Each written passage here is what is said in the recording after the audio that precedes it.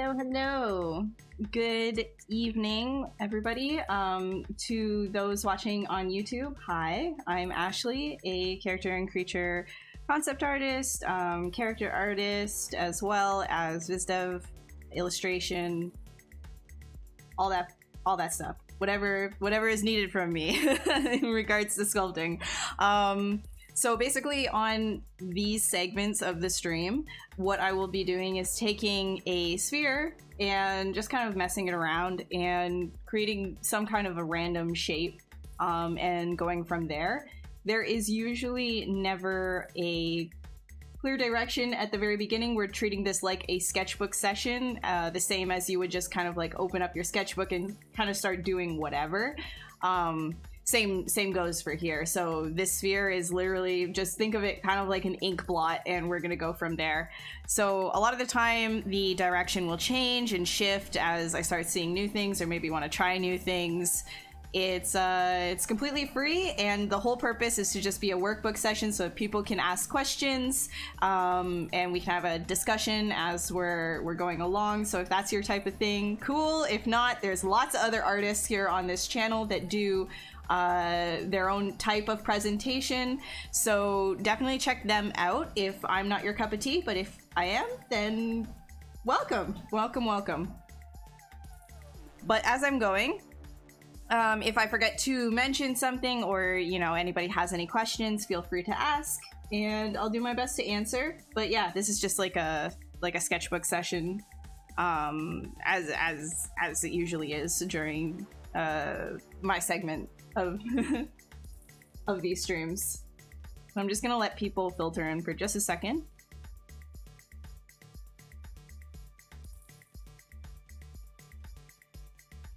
Hey Reaper! Hi Lucas! How's it going, guys? I have no idea what we're doing today, because I know it's like one of the first questions of, yo, what are we doing today? I don't know. Classic response. All right. I'm sure people watching this as a VOD are getting antsy now. I'll probably just start. Alrighty, let's just get at it.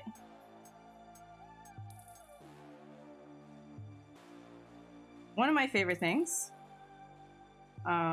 is masking and moving based on masks, and just kind of seeing if I can create anything interesting by just pulling and pushing a bunch of mask stuff around. I really like doing that, creating like some interesting shapes right off the bat, and then also allowing the artifacts to kind of just be artifacts as well. It's like another one for me. Like, I really enjoy doing that. It's like when you Dynamash things, nothing matters. Nothing matters at all. Well, that looks kind of like a nose, doesn't it? Like, this is like a nose. It just looks like a, you know what? All right. It's like we're gonna do it like this. Just a big nose. Why not?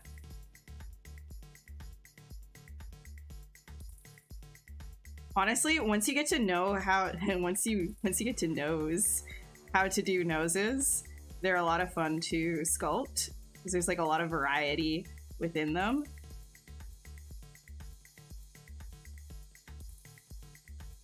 I like this like really flat ridge.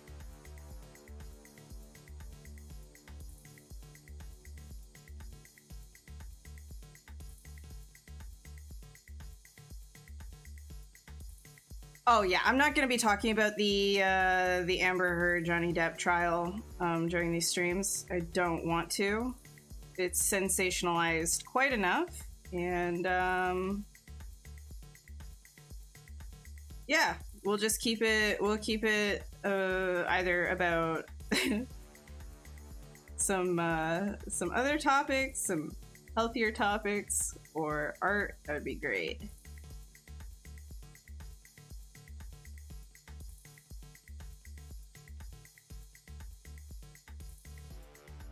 It's kind of like, you know, in a weird way, it's like cat-like, right?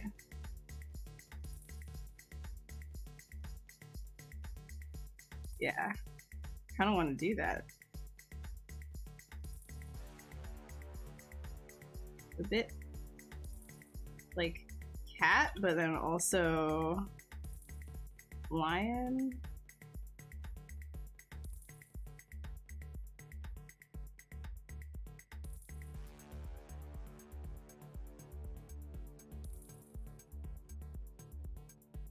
Or like, what is that? Like Maine Coon / Lynx is another one. So I'll keep that right there. But then with like a human nose. It's kind of weird looking, but I'm digging it.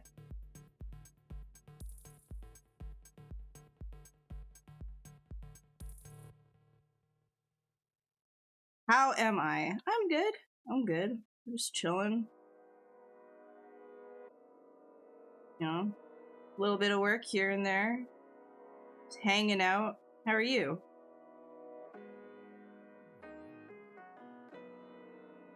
This is very different from something that...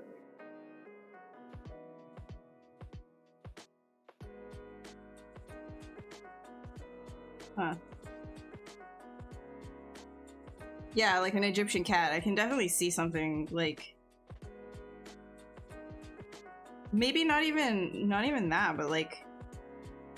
kind of like African art too, right? You've seen those statues.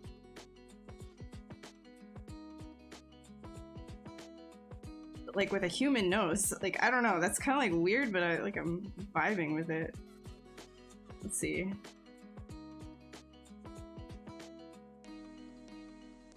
Thundercats! Yes!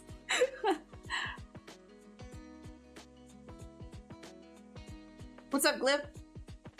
Monty's good. Monty's doing okay. Just chilling. Sleeping. He saw a soccer ball 2 days ago, so he's very wound up.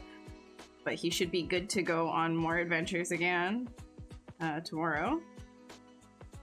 But usually, like, if there's a, like, if he sees, if he has like a stressful experience or a lot of his like triggers that get him like really scared and stuff are in one walk, then that usually means that he's on break for a day or two, and it's indoor exercise or very short walks until the stress hormone is gone. Cortisol has a half-life of, well, a lasting life of like 72 hours in the body. So if you want to help your anxious pupper out, consider not flooding. Usually makes them better to accepting things that they're scared of in the long run.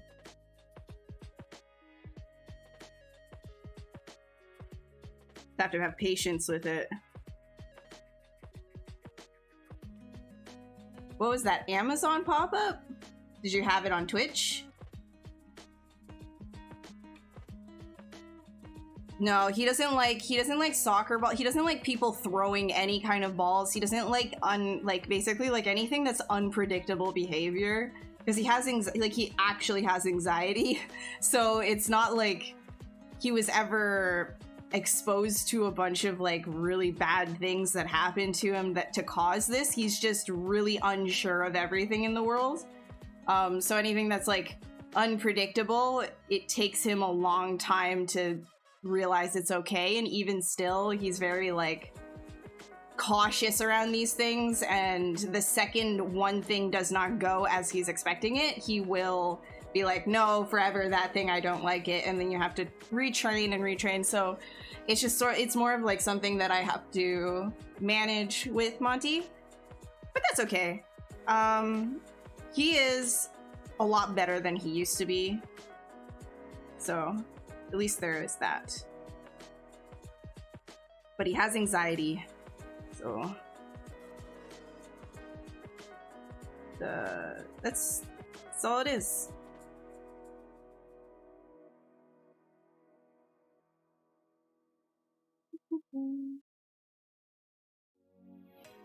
Mr. Tumnus? What's Mr. Tumnus?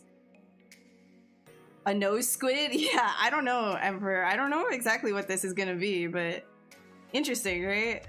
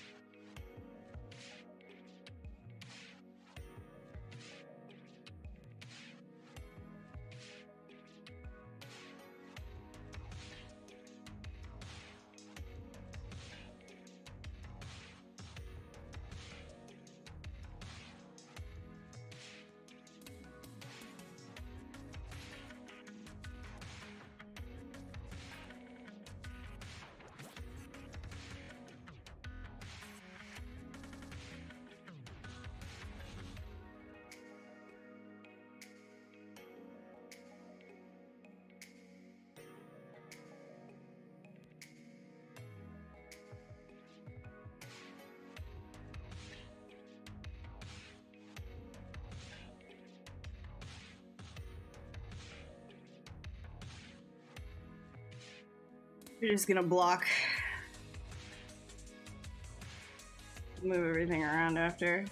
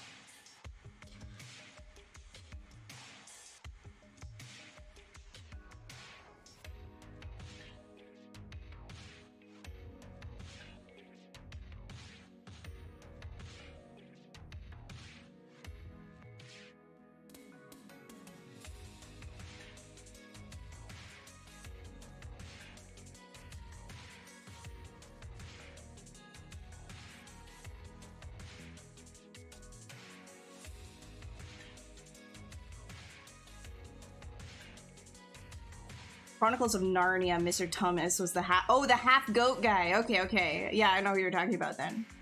Yeah, I can see that. What am I creating? So, Daniel, my segment is usually just a sketchbook session. I never know what it is until maybe we're halfway through, and even still it can change. It's sort of, I just push and pull things and kind of create willy-nilly, and answer questions if you have any. It's sort of just a 4-hour sketchbook session, but other people on this channel will be doing different ways of like showing different workflows. They have different ways of presenting as well. So if you don't like the sketchbook session type thing that I do, there's lots of other people that do different types of stuff. Hi, Durema. How are you doing?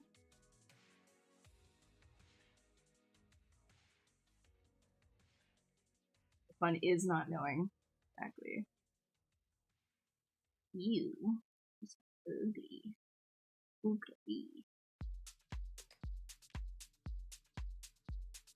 Draw this down.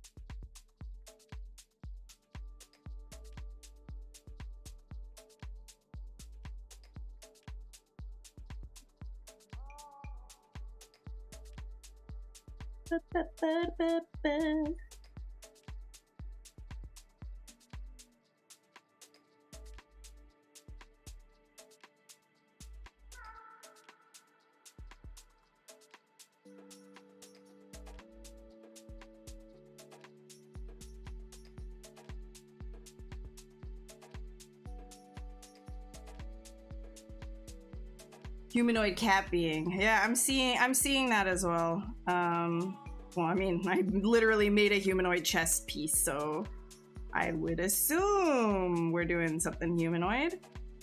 But what exactly is, you know what? This is too big because my dynamic brush is not working. So, if you are, you know, doing this and you realize, I got to 5,000 draw size, my dynamic brush is it's too big. Well, what you can do, unless like you're very, you're stuck on the scaling because you imported from another software and you need to keep that scaling, then you can't do this. But if you've already reached your max brush size and this is still too big and you want this brush size to be even bigger, like I like my brushes like really big because I like making really like general movements for initial kind of what's the word? Motion, gesture. Thank you. So if you want to do that as well, then just grab everything. So your pizza boxes transpose all selected subtools, means all of your subtools that are highlighted here, right? You Control Shift click on one of them, it will isolate. So that is the one that you can move. If you do all of them, then you can move all of them, right? So if you just kind of take this, it doesn't really matter where this is, as long as you have local symmetry off, and then you can just kind of scale it down a bit. And then this way, now your brush is a little bit more, well, versatile. Another way that you can like handle that as well, which I don't prefer doing this anymore, I used to do this, is by double clicking dynamic when you're holding spacebar. So now your brush size can go to like literally like wherever. It's based on like, I think screen, like your screen, right?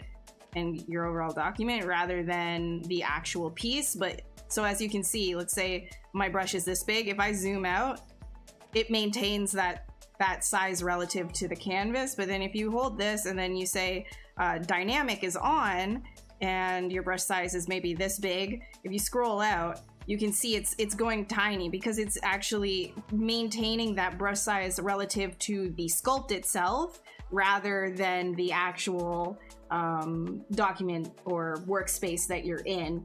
I don't know the exact wording for it, so sorry if that doesn't make perfect sense.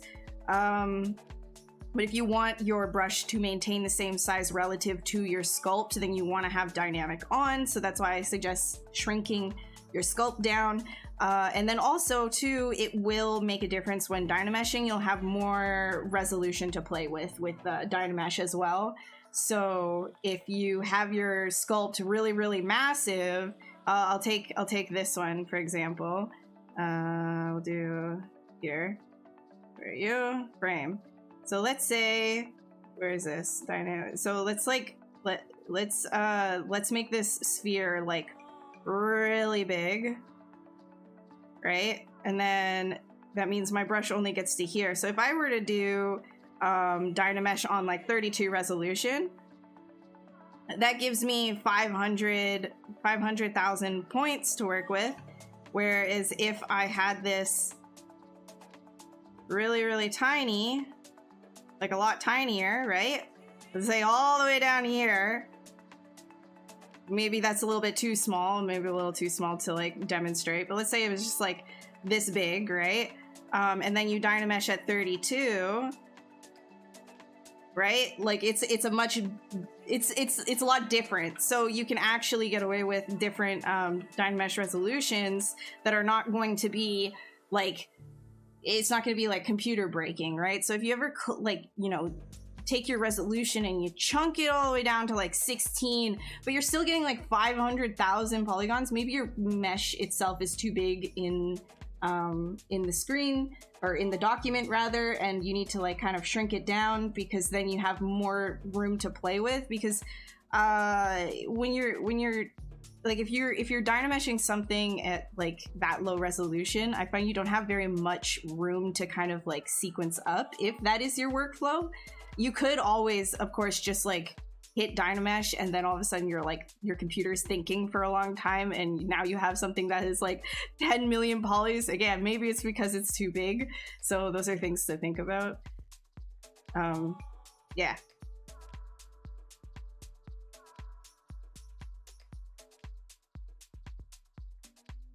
Would ZBrush scale unify button help? It might. I don't actually use the scale master. Where is that again? Right here. Yeah, you know what? Honestly, ZBrush works best with subtools with a max XYZ side of 2. This will unify your scene for ZBrush usage, keeping existing scale. So I'm not 100% sure exactly how to use all of this, because this is not really like part of my workflow or you know, keeping things in tab, but it looks like it would be very useful, because it looks like you're setting your scene scale and, you know, how big everything is. So that also, yeah. I mean, look into it if that's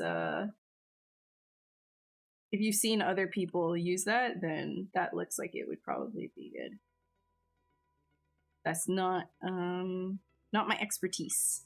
I know Ian was in here the last time, and he kind of like gave me a thing about how to check your scale and everything, but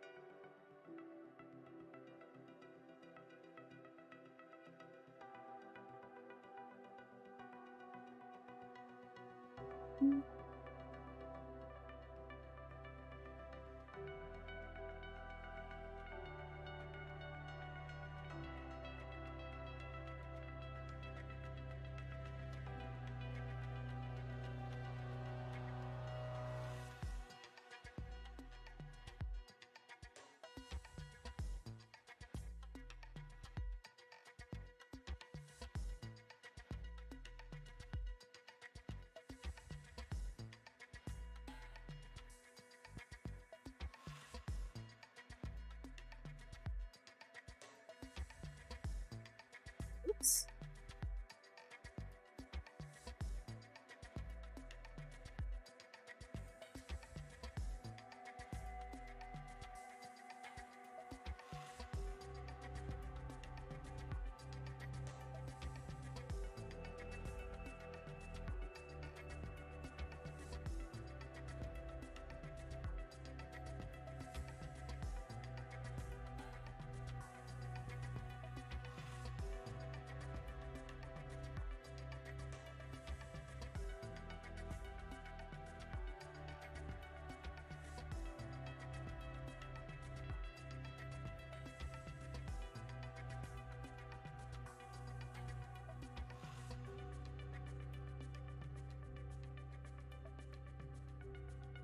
Am I making a furry?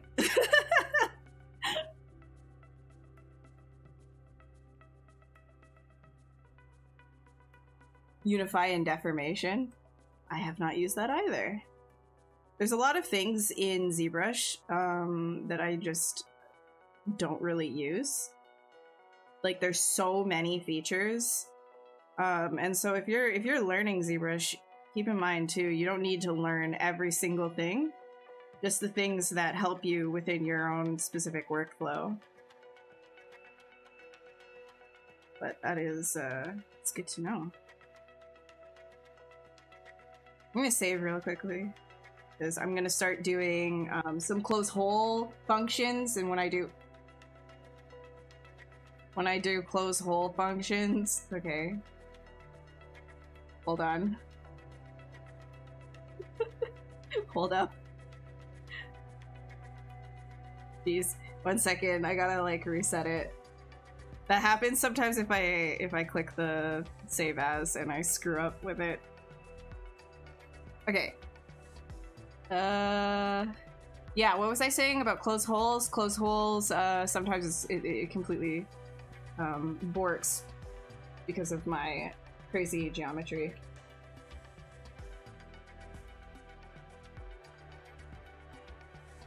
Okay, there we go. Do you know what happens to Mr. Oh, Luke? Yeah, he should. I mean, if anybody is like not showing up on the channel consistently, remember, we're all volunteers here. So the second that work or life gets in the way of us being here for whatever reason, you know, personal or not, you might just not see us for like any particular artist for a couple of weeks, and then they'll be back at some other time or whatever, because it isn't a paid thing. We're all just here volunteers. So yeah, priorities, right? So I don't there's nothing. I've talked to him recently. There's nothing to worry about with him. It's all good. Do you do 2D concepting, or is this all off the top of you? All in the noggin, which is not incredibly impressive if you realize how many studies I actually do normally. So doing lots and lots of studying of things that interest you will help you retain a lot of information. But even still, even doing things just off the top of your head, you always want to reference to make sure that you're nailing that stuff, because there's no, unless you're like some kind of like crazy savant that can just, you know, like those people that are able to just memorize every single date. They can recall like exactly what the weather was like 7 years and 3 weeks ago. You know, like those, unless you're like one of those unicorns, there's no way that you can get away with something like not looking at reference. You should always look at reference to improve your artwork. But, you know, if you're just sketching, you don't always have to be beholden to reference either if you're just trying to have fun, which is exactly what this is, right? Like, I'm not doing anything in particular. I'm just kind of like messing around with shapes, having fun, being allowed to have fun as well. It's another one. I think because when it comes to 3D, a lot of the time you might get it in your head that there is a very specific way that you have to go from point A to Z, all right? And that you have to do the process from point A to Z every single time, like the full process, in order, like it has to be a full finished model every single time. And I think that takes a lot of the fun out of what you could be doing. So don't worry all the time. I mean, you know, for your portfolio, obviously you're gonna need to have you're gonna need to have, you know, actual finished pieces. But if you're just wanting to sketch for yourself, there's nothing wrong with doing that in 3D as well. Like, you don't have to always have something like super finished, is what I'm trying to say.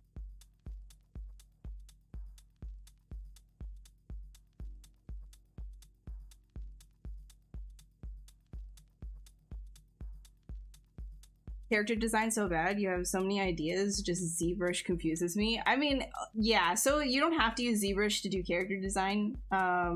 You can literally just sketch in your sketchbook in 2D as well. And I mean, it's not necessary to learn 2D art in order to be good at 3D, but I do recommend trying to have another medium that you play around with, because I find that keeping the creative flow actually works really nice. Again, these are just opinions. It's very subjective. Each person is different. So if this doesn't work for you, then that's like fine. You'll know what works for you, right? But I find that having multiple mediums that you play around with is actually really good for your creative process, because you can kind of like, if you're getting like frustrated with one, or you've been seeing like, if you've been seeing like grayscale for too long, sorry, I just spit on myself. You've been seeing grayscale for too long, then maybe you want to like start doing like pencil doodles or like paint blocking, you know, or something else, and exploring that way. I find for me, I started in 2D and I moved to 3D, but you know, all my work is a hybrid of the two. So I find that there's a lot of variety in that, and it can kind of it can help the creative process.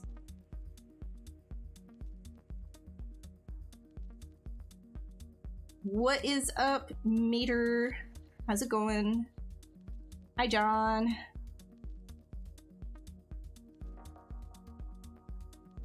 Yeah, Ian's an actual employee of Maxon Pixelogic.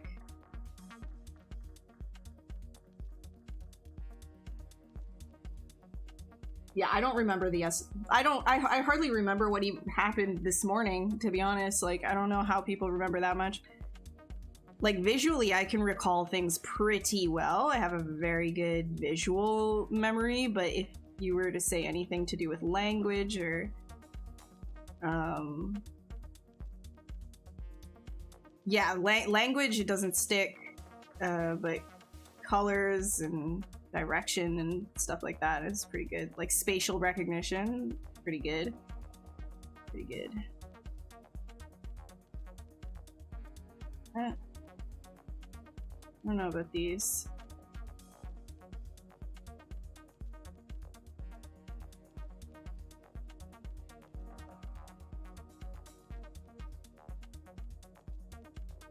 Okay, it's gonna be fluff. Screw it. And those holes? Yes. Alright, those holes? Yes. There you go. See, again, these artifacts kind of creating some interesting things for me to play with here. All of this stuff is going to be Dynameshed afterwards, so we should not worry. At least if you're working this way. If you're not comfortable working this way, then worry, I guess, but I'm not worried. This guy.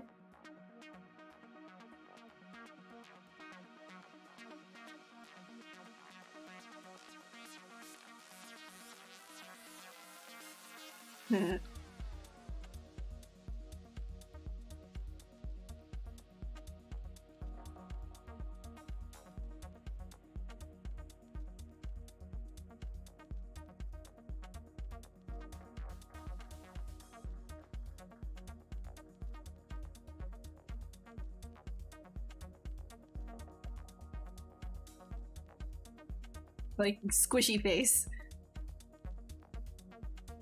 2D artist, ZBrush is the perfect tool to combine 2D and 3D world. I agree. I really, really enjoy it. Still learning after all these years. Yes, well, that's the thing about art, right? Is you never stop. You never stop learning. And if you're looking at it and you're kind of like going through that whole like, oh my god, there's so much to learn, you're gonna have a really hard time. Like, if you're already getting exasperated by it, you should probably try to change your mindset to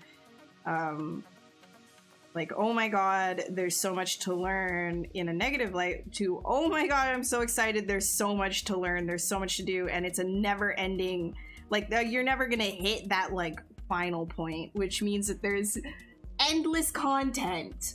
That's great. That's what everybody's looking for, is that endless stream of content. Right? Ah, freak.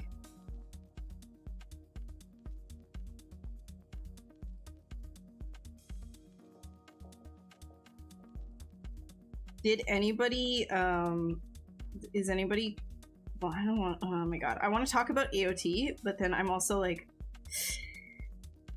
I don't want to like spoil anything for anyone. How do I, dang it.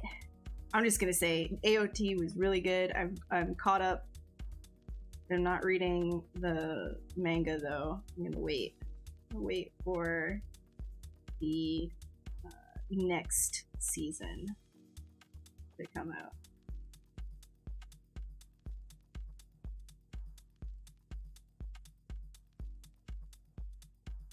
Oh yeah, I enjoy doing these as well, because it kind of gives me an excuse to just kind of like be silly and wait, where did this go? Where, oh, it's all the way up there. Okay, I'm gonna have to bring this boy. Where is it? Is it at? Wait. Where? Oh wow, we're even sideways. Okay, I gotta fix this up. Isn't that silly? Okay. Let me fix you up. Get you up here. You're right. We have to pay attention. So I have this little thing in the corner, which you can also get, but I wasn't paying attention to it. You can actually see which way you're facing based on like where the head is pointing. It's kind of cool, but I wasn't paying attention. Being a silly. All right, and put that in the center there. Do this. There we go. That, and we're good.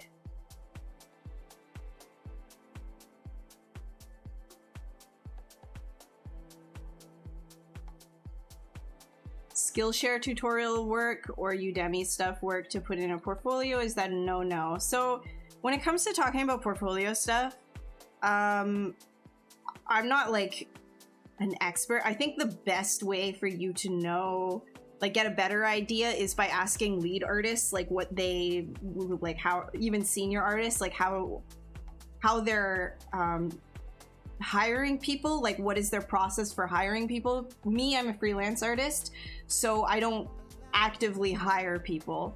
That being said, you know, you could always look at it as, was the work that you did in this course unique to you, or are you just doing something that they gave you the concept and 20 other students that took that course have the exact same thing as you, be it different quality bars?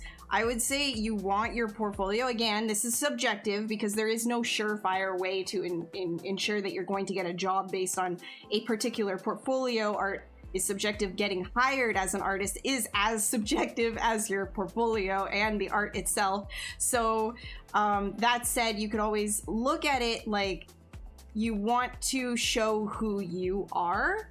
If that course helped you demonstrate your own artwork, be it they just guided you through the process, then why not? But if you're doing it based on like you just kind of did a step-by-step, like everybody from that one course is doing the exact same thing, you might not want to do that, in my opinion. You might want to do something from yourself, like take everything that you learned from that course, now apply it to your own work.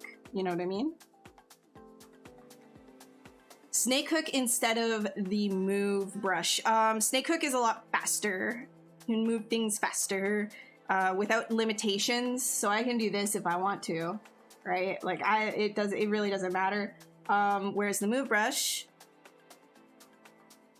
is limited. That's it right there. Like that's a move brush versus snake hook brush, right?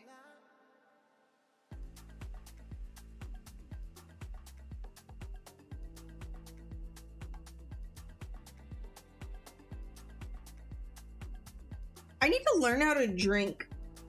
I keep spilling stuff on myself. You're struggling with the first 10 episodes? Wait, of Attack on Titan? It's dark. It's brutal.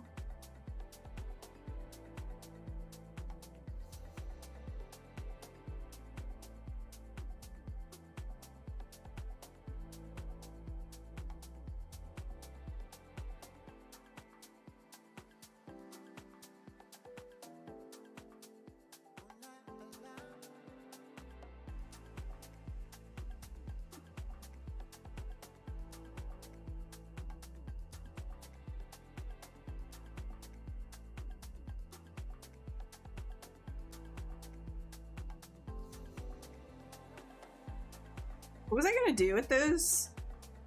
Oh my god, what was I doing? Unbelievable.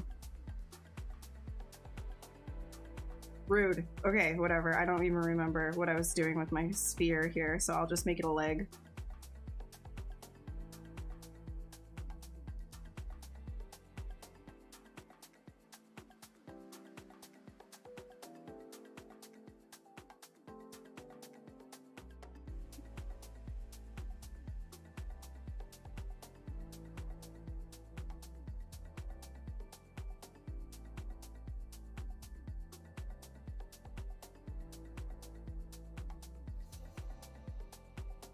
Oh my god, that booty. Excuse you, sir. Booty. Oh my god. Yo, he's thick. Oh shit, he's thick. Okay.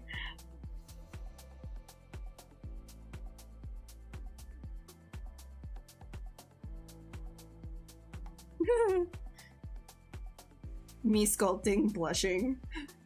Oh sh. Oh, I'm sorry, sir. I'm sorry. Oh no. But yeah, he's got a dump truck. I'm scared to look behind there now. I'm like, oh no. Sorry, sir. Didn't mean to.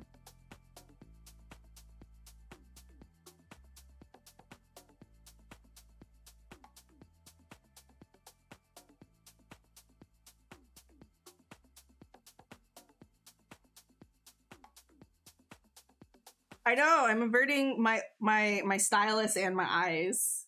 I'm averting them. It's not happening.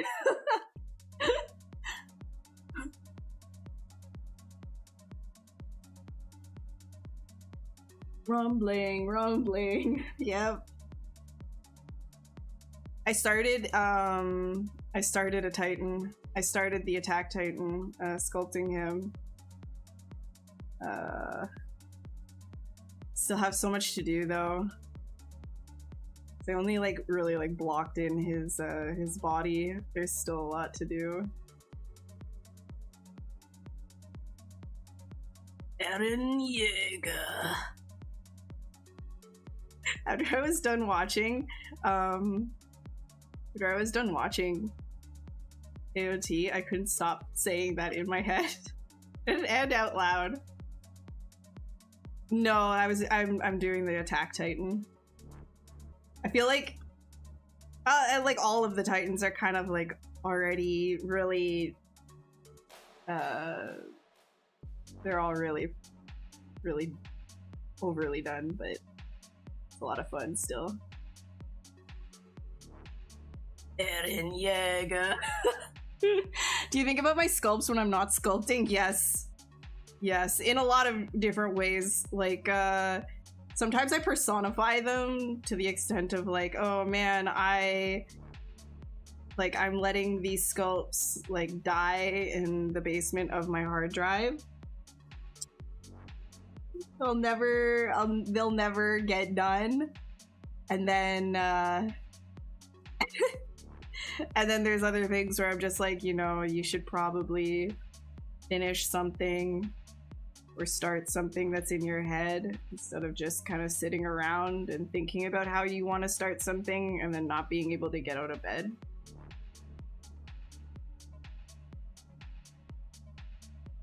Or like working on something else.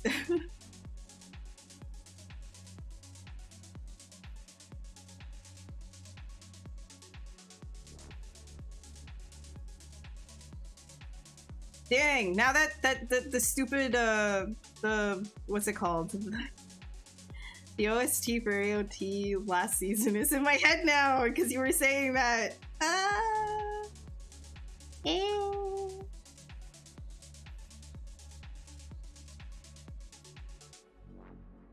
This is booty though.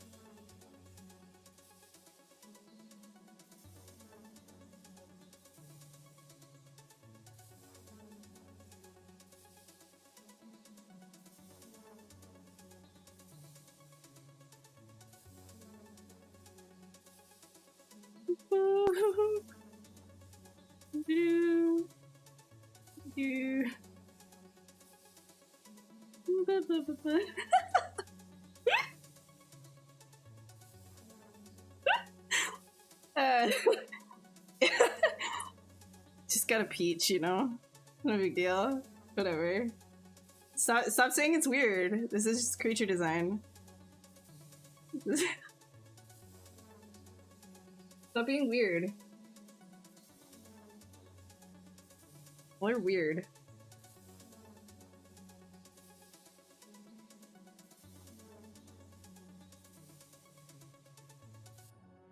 Honestly, like, why are you...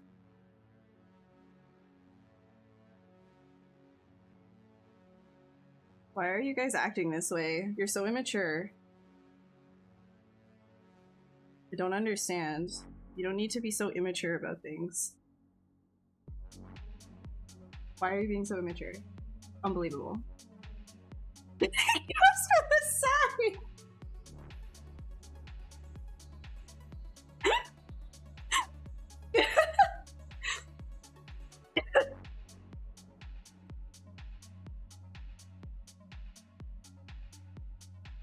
Yo, I love being an artist.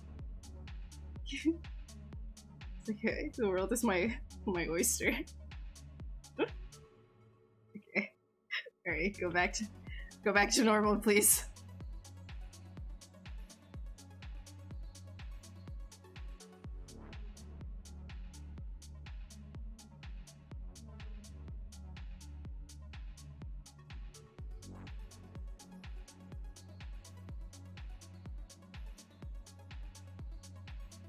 What kind of, yeah. Do we want to just do, like, human legs, or do we want to, like, do the weird thing and actually make this, like, furry?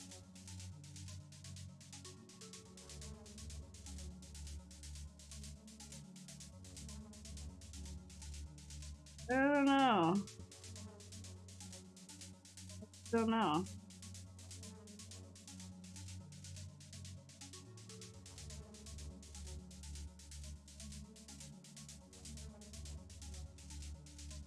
Just don't really know.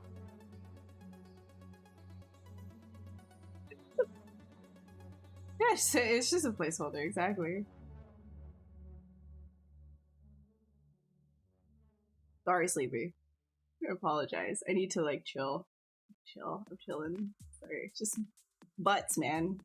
You guys are being so immature. It's just, you know, it's not me, it's you. I don't know what you're talking about. Here, look, I'll show you the errand that I'm working on. Or that I started, rather.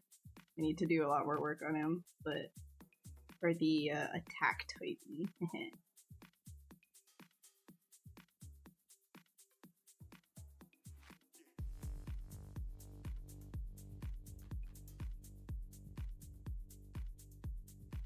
No gonna grow timeless booty.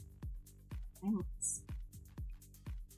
Okay, don't laugh at the anatomy needs work, especially in this area right now. But here he is. Here he is. Here's the still rough. But here he is. Let's get it done. Eren Yeager. Wait. Where? Let me grab.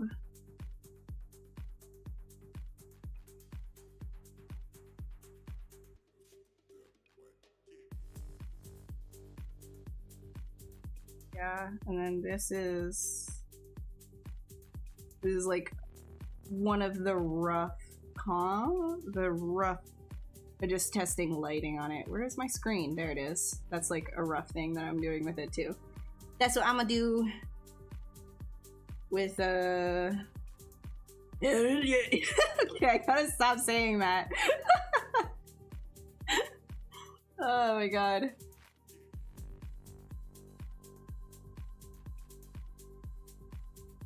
It's so addicting to say, man. I'm not gonna do it again.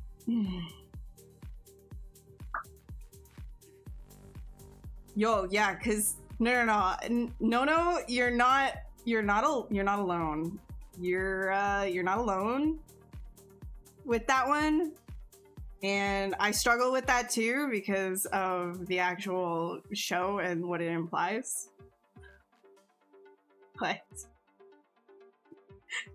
Aaron, okay.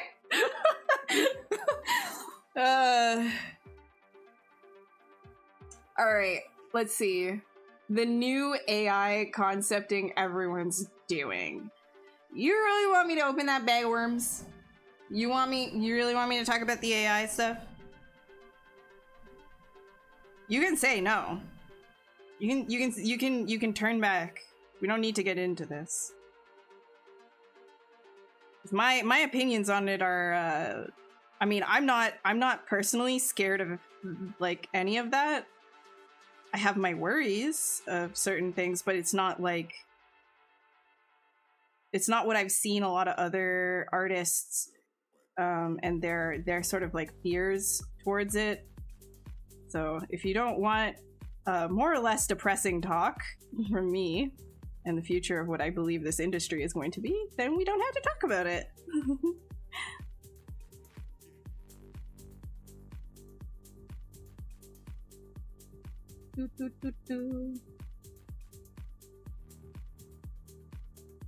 Hi, Beck. How you doing? He saves on chapstick? Yeah, dude has no lips. There's no lips. He doesn't have any... Titans don't have digestive systems. They say that in the show. Like, they don't have, like, any, like, inner working stuff. Elon Musk. If I hear Elon Musk anymore, I think I'm gonna scream. Like, he doesn't stop. There's so much Elon Musk is everywhere. Musky Elon. But I kind of want to hear your thoughts on the future of the industry. These are opinions, okay? Opinions. So it's just sort of what I see things going as, because it, you know, with AI, okay, so here's the truth about how I see art, and I'm sure you might, if you're able to kind of like take yourself, your personal love for it and passion away, like separate for a second, and what is art and what does the general public consume, right? Like, if you were to look at let's say, and I'm just saying all of this stuff to kind of preface this, but like, if you were to watch a Marvel superhero film, you know that artists work on it, right? But the actual artwork itself is like entertainment art, correct? Like, so like when you're doing it for that movie. Each individual thing is for a greater, like the movie itself is the artwork, but each individual thing leading to that is sort of like, in a way, labor. And so you can actually, if you separate that idea that like doing a model based on something that needs to go into like a movie as like strictly like art and not just labor, then this can, anyways, separating those two, where you think of it as labor, you can see how easily something like AI can take over a lot of this stuff. However, something like an actual sculpt or a fully fledged model that's, you know, rigged and animated and all that kind of stuff, being AI is still a ways away. But concept art, definitely within the next 5 years, you will definitely see a lot more AI assisted artwork, especially when it comes to concepting for larger entertainment industry type things. Because for corporations, they don't, you know, like Disney, etc., like they don't need things to be handcrafted from the ground up when the general public doesn't care about that. And this is very blunt again, coming from an artist who wishes people would care more about it. But, you know, like it, how many people are going to a museum to genuinely, you know, talk and engage with the artwork that they see, rather than like leaving being like, wow, that was weird, why do people do like this or that, or it's like I could have done that or whatever, instead of like trying to actually engage with what was the artist thinking, etc. There's a lot of different aspects to that when it comes to, you know, an AI. Could an AI ever replicate that? I don't think that really matters.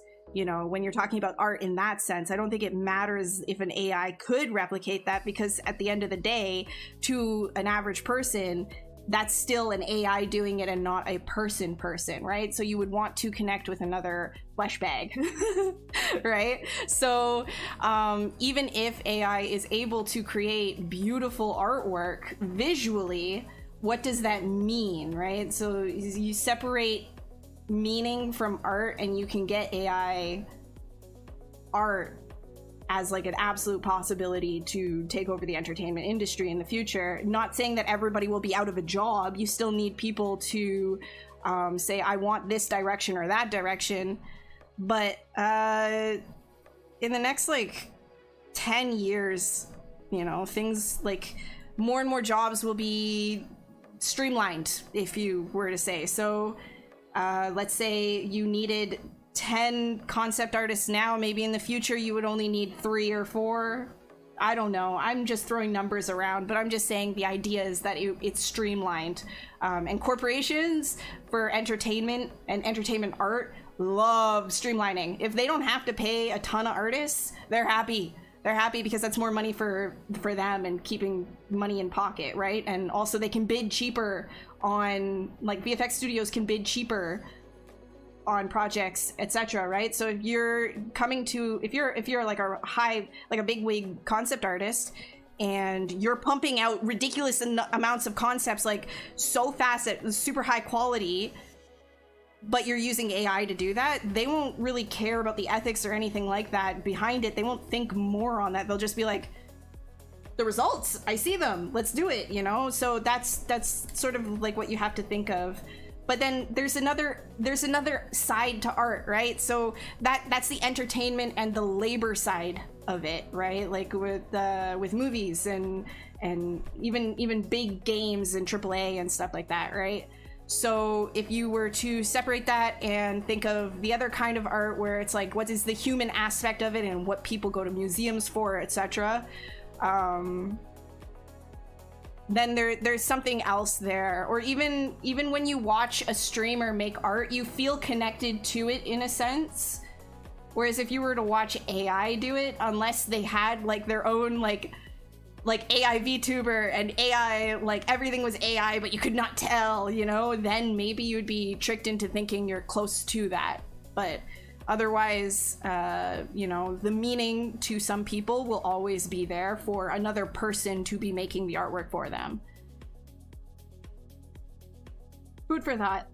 I don't have any of the answers, but I do think that things are definitely going to be streamlined in the future, and there will be less positions in larger studios, I guess you can say, for the really creative roles. It's interesting because I never really assumed that AI, you know, artwork would be one of those things that AI will replace, one of the first things that it'll kind of streamline, but here we are. More shows than there's ever been, and you don't see AI can do stuff that feels fresh and new as artists would. So yes, but you're not like a lot of people that are saying this is not taking into consideration that huge strides in AI are being made to not just replicate. Right now, what you're seeing with AI assisted artwork is replication. So the idea is you put in artists' artwork. So artwork that already exists, you put it in one end, and then you have a whole bunch of different keywords that connect it to different styles, etc. And then you're going to have what you would call AI assisted photo bashed artwork, right? So that in itself is in a way replication. It's not incredibly intelligent AI as you would say, you know, you would see in sci-fi movies, but there are really big strides happening right now. that are showing that is going to be in our future very soon. And there's a couple of things, I can't remember exactly what it was. I was watching a thing on YouTube. It was like a video essay on a recent technology. I can't remember right now, but essentially the AI was interacting with its environment and learning itself from its environment. So the fact that is happening, and it's not replication, it is actual true learning from its 3D environment, is, I mean, the hairs on my neck stood up when I saw that. I was like, ooh, dude, like, what are we doing? Like, I hope ethics are being considered here, but yeah, it's definitely a thing in the future that's going to happen. Of course, speculation, right? But to say that AI won't be able to come up with something that feels fresh, I think that is that's just now, right now, and looking right now, and even in the next year, you know. But yeah, I can see it. I can see it learning, because it was the AI stuff that I was looking at. It learned what people would expect and why. It also knows why jokes are funny. That's another one that Google was working on, is like, oh yeah, this AI understands humor. Like, it actually understands why something would be funny to somebody, etc. So if that's the case, if you could do that with linguistics, why wouldn't you be able to do that with something like artwork? What do people find pleasing? What's the most interesting way to put those things together and run through iterations of that at a lightning fast speed? I mean, of course it could probably learn how to do that, right? Hey Scott, where are my glasses? I knew somebody was gonna ask that. That's so funny. They're fake. I use them, or they're either the blue light glasses when I have a little bit of like eye strain, or they're the fake ones because I like covering my face. I'm not wearing a lot of makeup and I like the way that they make me look. So there's that. Yeah.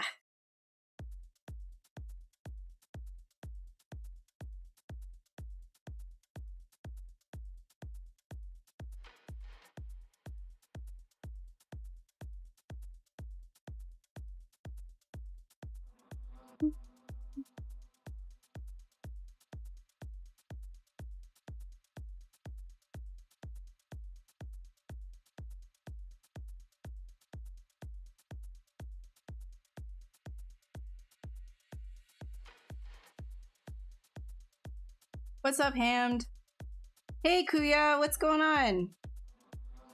The other side, you feel like there are more shows. Got you that one. Got that one. Nightbot, you're in my way.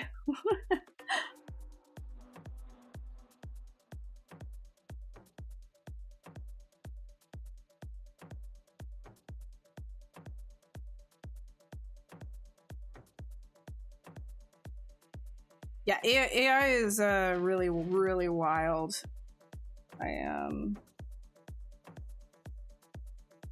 There's so much happening right now. It's kind of like hard to keep track of everything.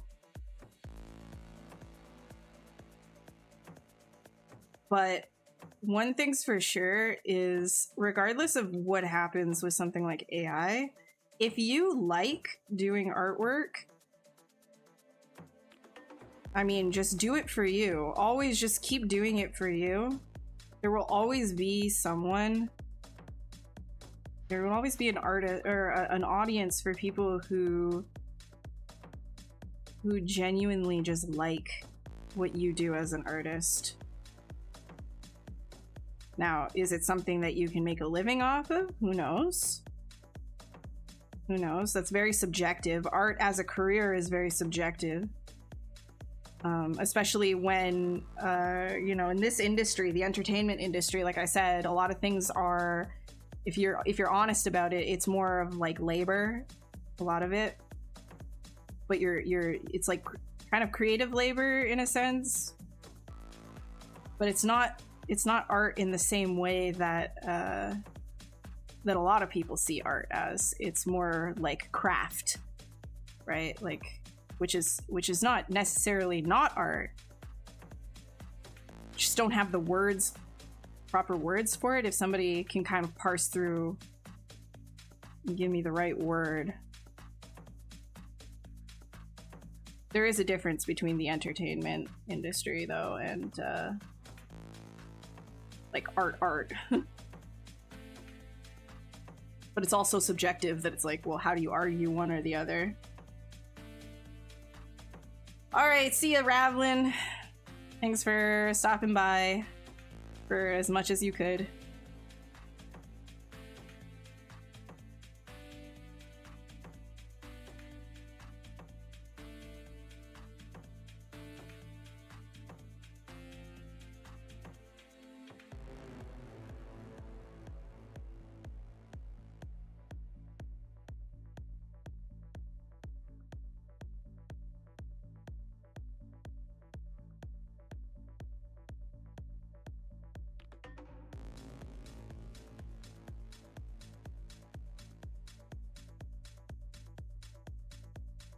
Hey, Trina, I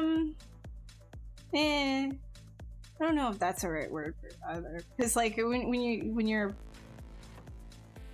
have patron for your art, isn't that like you doing what you're just doing? You're expressing yourself. You're being an artist, and somebody's paying you to do so.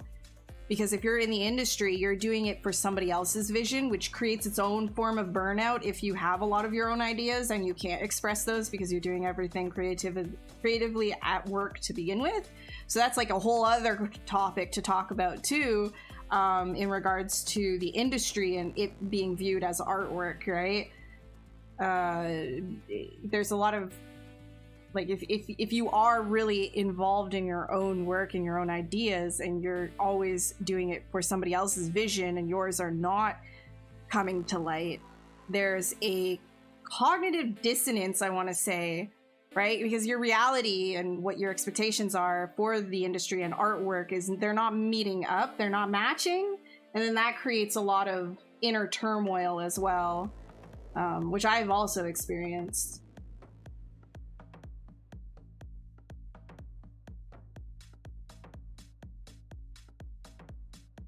I promise I'll like actually sculpt and stop talking like nonsense that people probably don't even want to hear.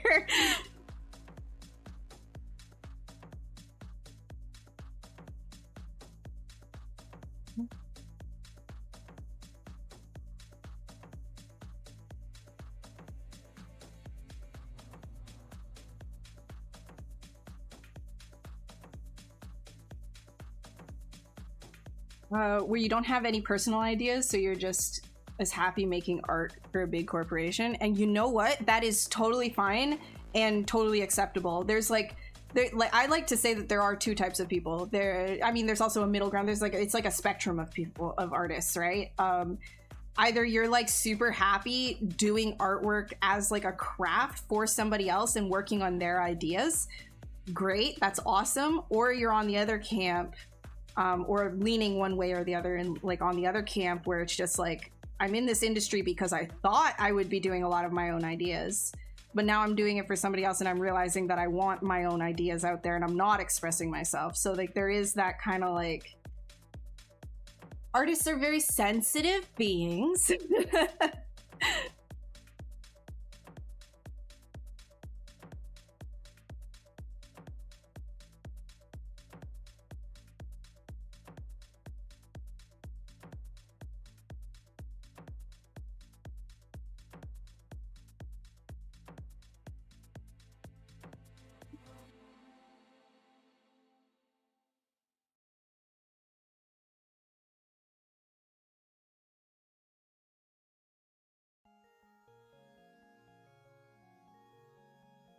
Okay, not liking this.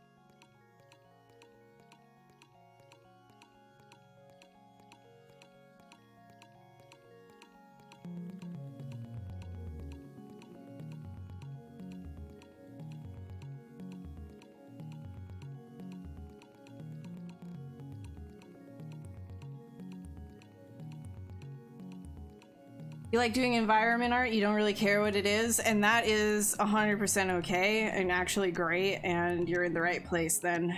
But the people who are like me a little bit more, there's a little bit of like a struggle, and a lot of that is to do with the fact that you kind of get tired of doing what other people are suggesting, and you have your own ideas and you want to express them. But then maybe even you're like me in the sense that like it's frustrating because when you want to express yourself and you have the time to express yourself, and all of those ideas while you were working for somebody else were coming up, now all of a sudden you have the time and you're like, well, damn, like I don't feel like doing it anymore. Like I'm either burnt or I just can't bring myself to doing it because I have too many ideas, and now I need some kind of a direction. I need some kind of structure.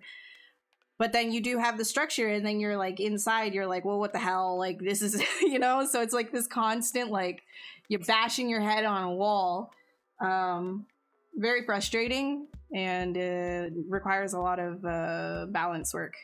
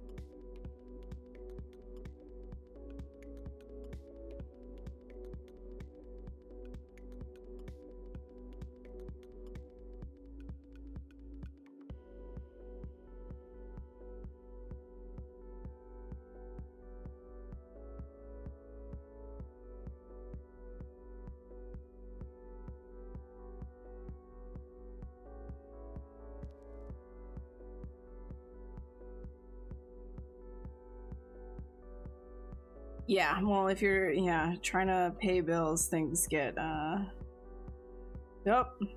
struggle. It's a struggle.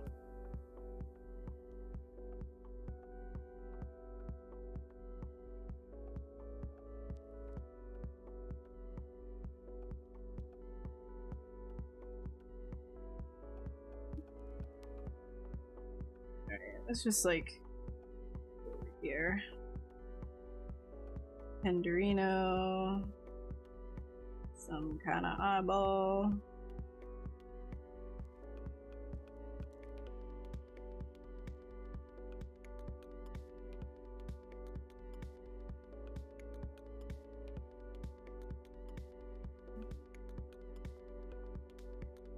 Doing.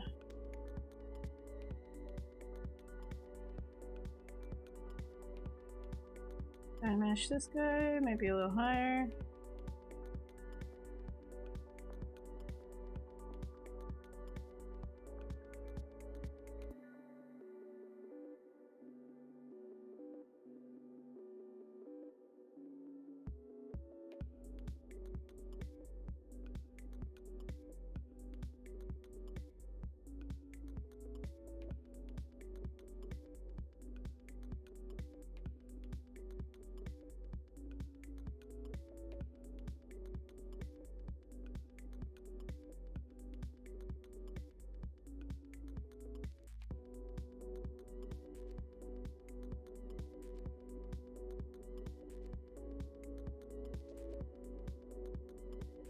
All right, let's see. What are you guys saying?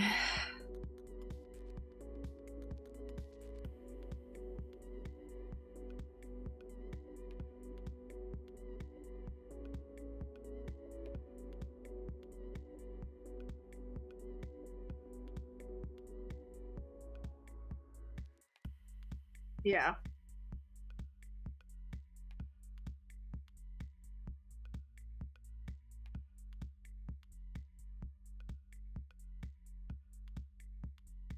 Yeah, the thing with like pitching to publishers, like, yeah, if you want that much, if you want like a surefire, like steady income, the thing is like when you pitch to publishers, it's kind of like you're doing it that way. The negative part about that is the whole, oh well, now you have to kind of do things based on what the like if the publisher says like, no, your game can't be like that, you kind of have to listen to them because they're the one providing money. Whereas like if you're like green lighting your game, you know, it's hard because like you'd probably have to ROM in for a while and, you know, downsize and stuff if you're not doing too good financially. But if you had like saved up money and you did it that way, then at least you have like full control over your own stuff. And so then that's just kind of like it's really hard to get going with your own thing, essentially. Like really hard to even get people to care about what it is that you're doing as well, to the point of like a livable state. And if you have any kind of imposter syndrome, like any kind of like rejection sensitivity or imposter syndrome or anything like that, is going to be really hard for you to just get it done and out there, because you're just going to constantly be questioning yourself if people even like it enough. So that's another factor. Like everything is kind of like set up against you, but if you really believe in what it is that you're doing, you should absolutely try to make it a thing. So you have one life on this rock. Even though things are hard, doesn't mean that it's not worth doing. In fact, it's quite the opposite. Usually that's where most reward comes from.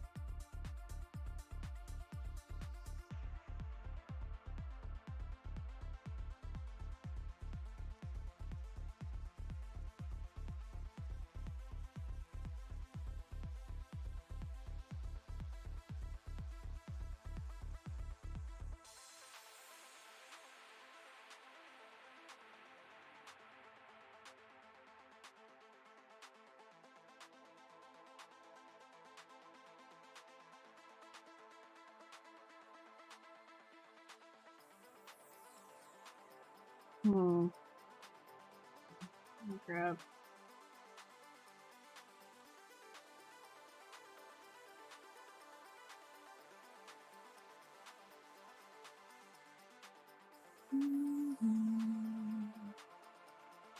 Hi, Rare. What's up?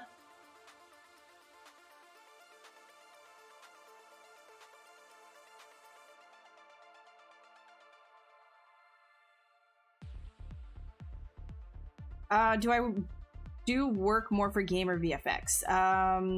Animation, actually. Most of my work is actually for the animation industry. Some things are for advertisement, some things a little bit here and there for like VFX.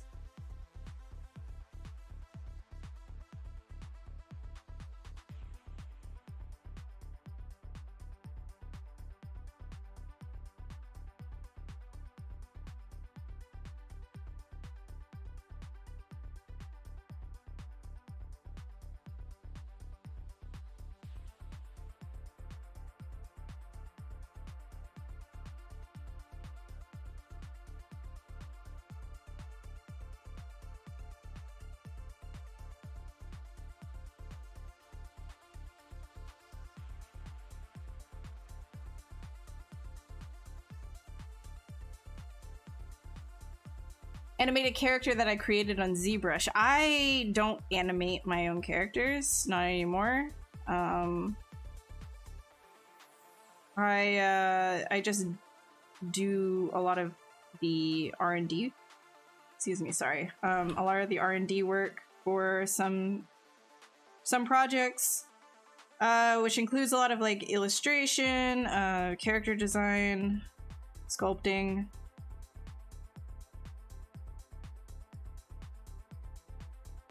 So a lot of stuff that I work on, I'm kind of just like the generalized artist in the R&D stage.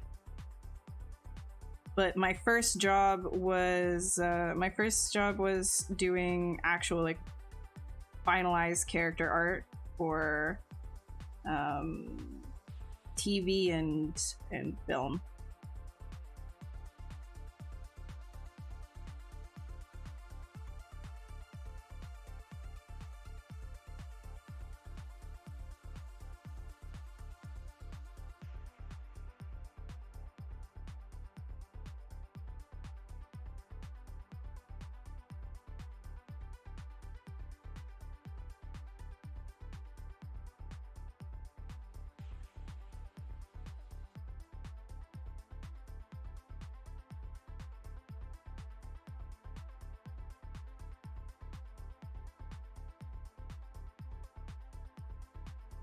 Eren Yeager.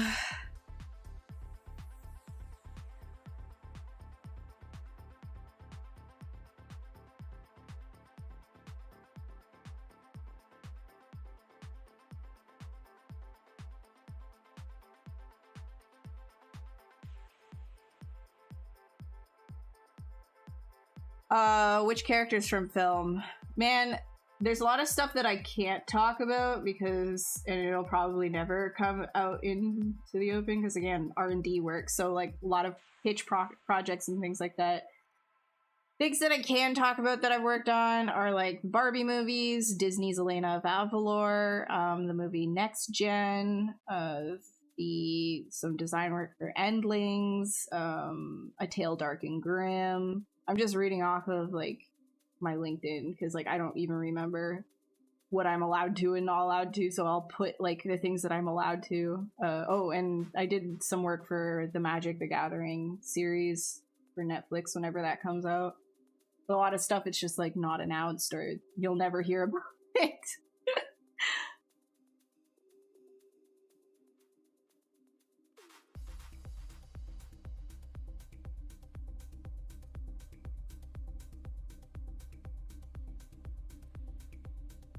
Yeah.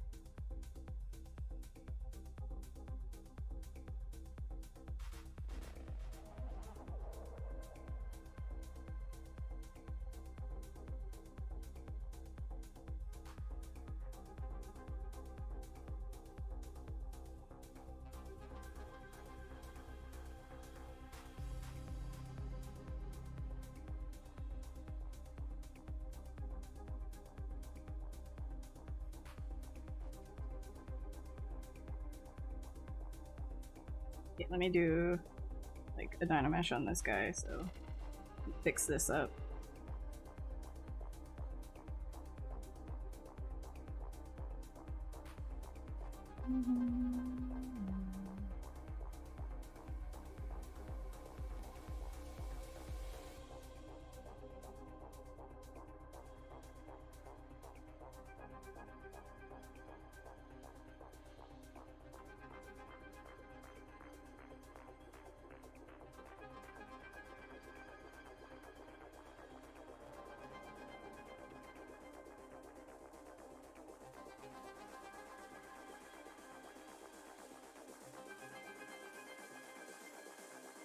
Oops.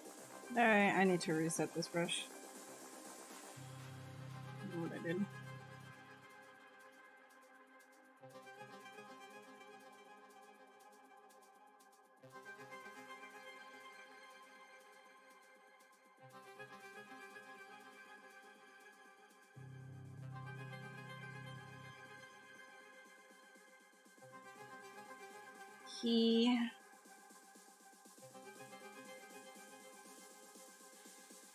You're also right now sculpting a character in ZBrush, but you can't have more details.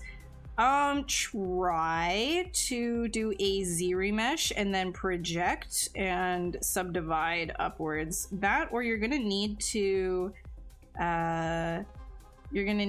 separate your character into subtools, right?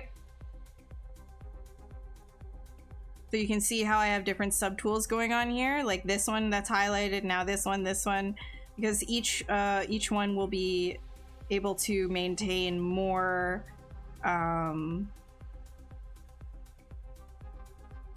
topology.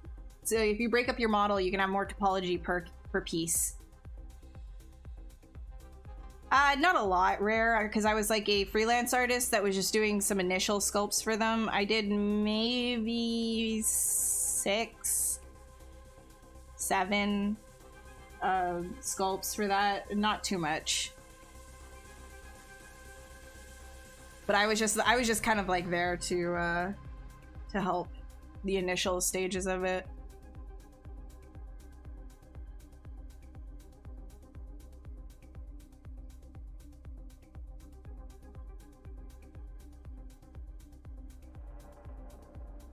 I seen The Inside Job on Netflix. The Inside Job. What's that one? I have no idea. I don't actually watch a ton of stuff.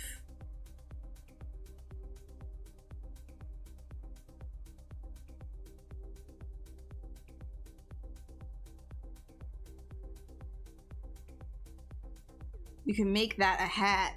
Which one? Where? What hat? What do I do with my personal artworks? I post them and then they rot in my hard drive. Or I just let them, I'll do them on my own time, not show the world, and it'll rot in my hard drive. Oh no, I haven't seen it, The Inside Job. Bender. Oh my goodness. Futurama. That was an era, alright. That was an era.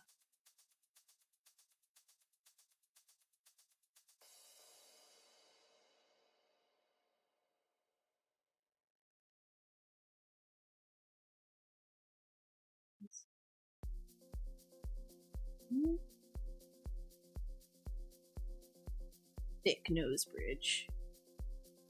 Thick. Very thick.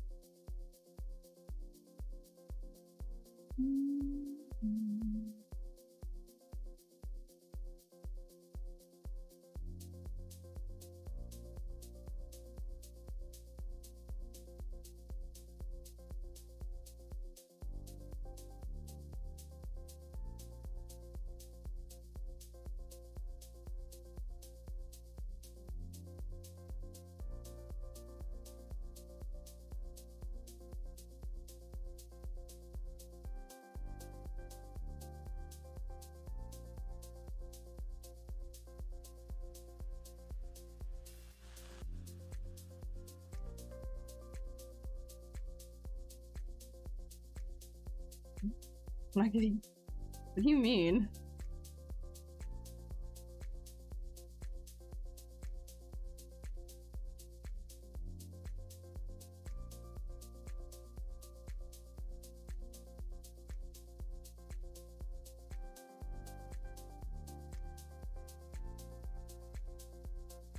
All my sketches are incredibly messy anyways. Like, you can't just, like, print them. You'd have to do a whole lot of cleanup.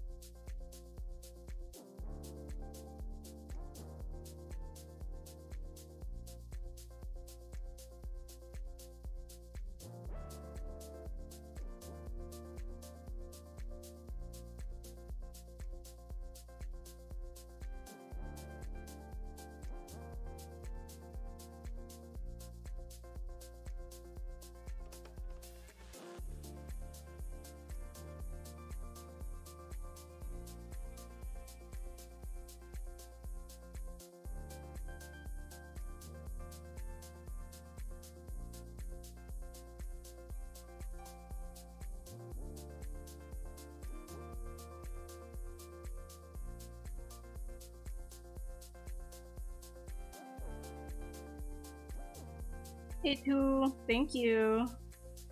Or Toledo. Sorry, my apologies. How are you doing?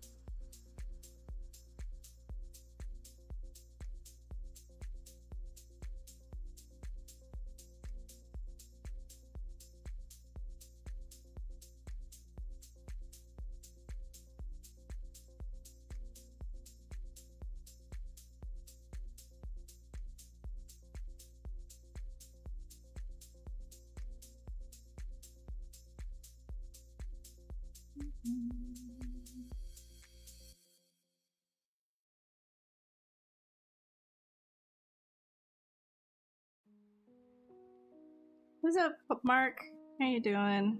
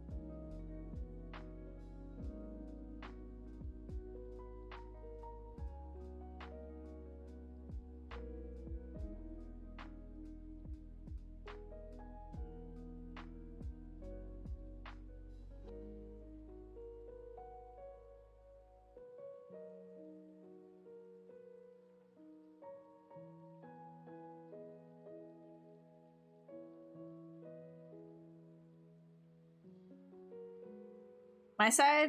Oh, you know, just yeah, just hanging. Not too much to report here.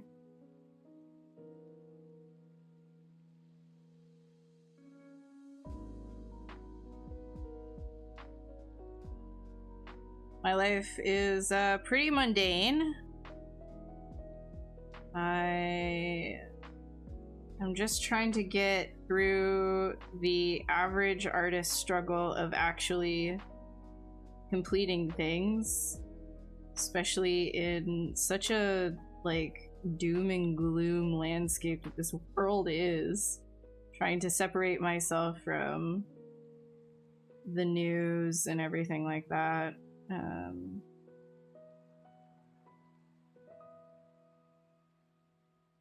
It is definitely difficult to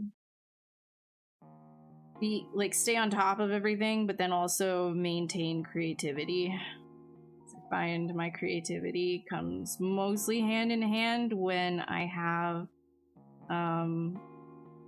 emotions that stem from myself rather than emotions that have been created by looking at outside stimulus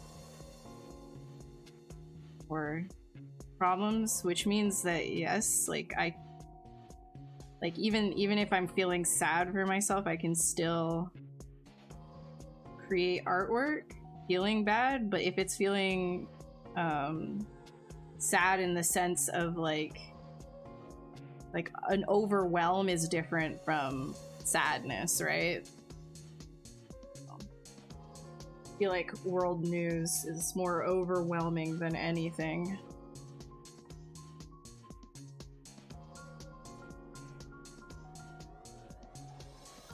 What's up, Angelus? How's it going?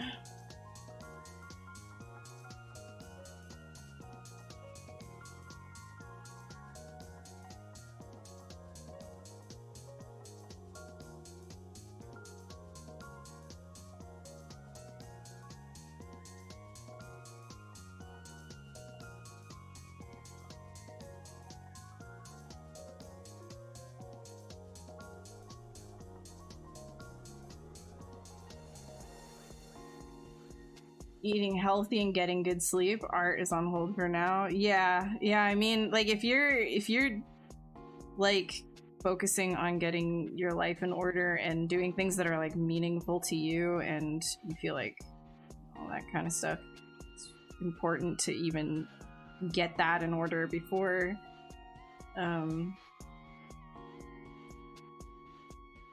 even thinking about putting pressure on yourself for getting things in art done.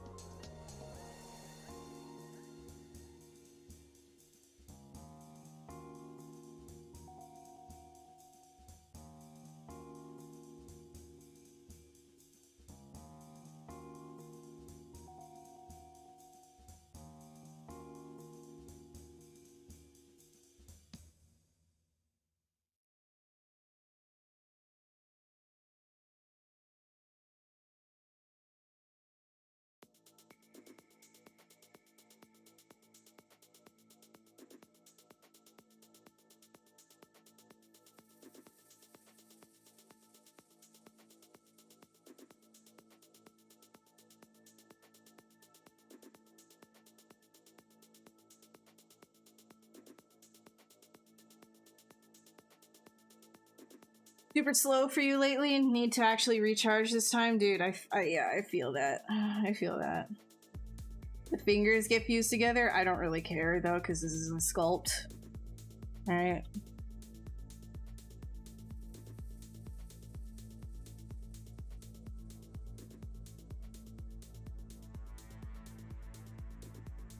Like the fingers getting fused together for me is not really a big deal.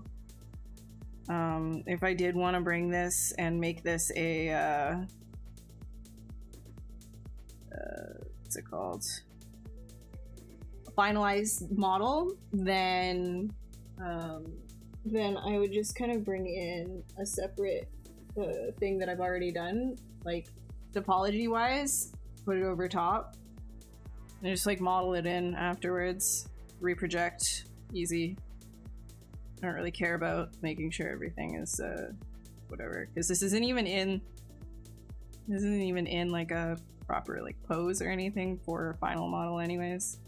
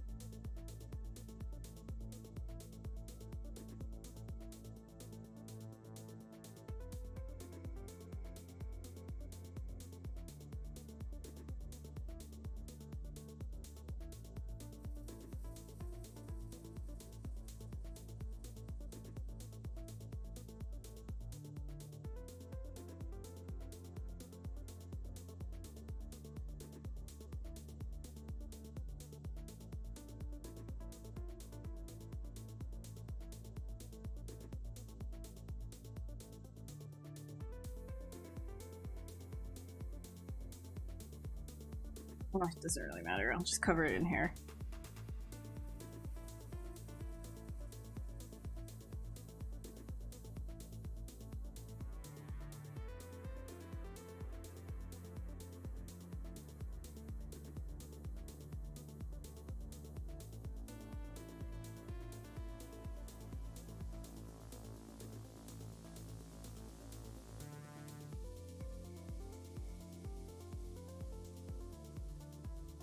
Hey George, how are you doing? Feels like a Thundercat. Yeah, kind of has that feeling. You know what's interesting? I never watched Thundercats, so. But I know what they look like though. Just, I've never watched Thundercats.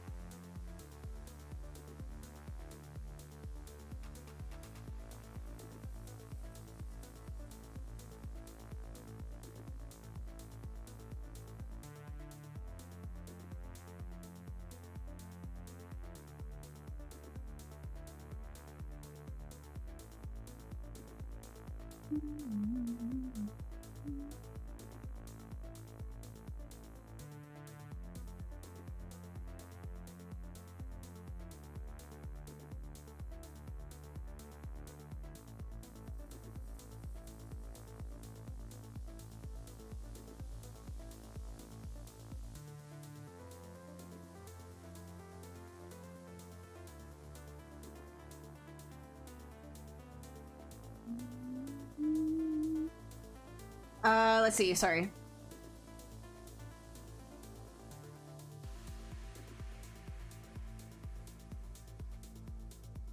Does clay buildup brush actually add, or is it pulling? It's building, like it will just add on top. If you don't have enough geometry, it will seem like it's pulling, and also if you don't have back base masking on, it will seem like it's pulling from the other side as well. So really it's adding a Z intensity. So whatever you have your Z intensity set to, it's adding that much on every single stroke that you do, right? Or, you know, going back over top of your stuff as well, like it'll still build up. Yeah, exactly what, like, okay, Angela's already said that.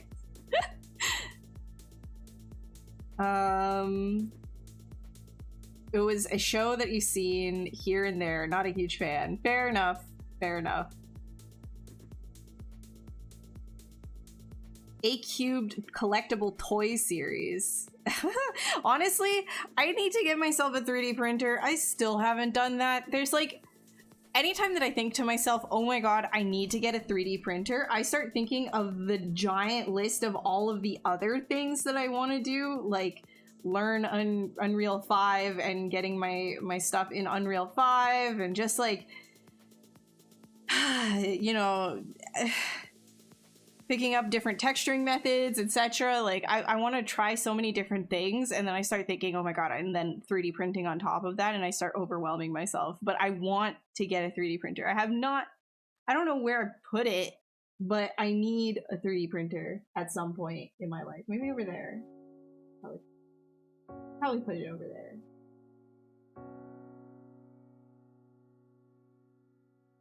He's just like sleeping. Yeah.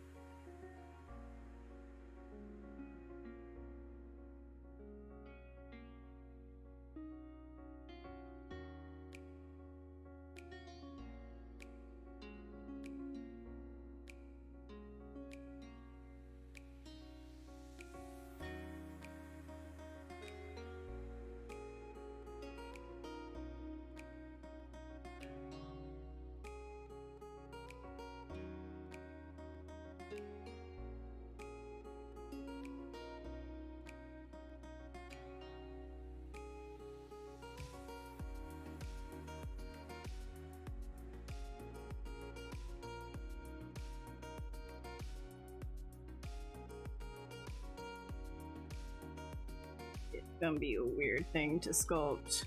See if I can get it actually looking good.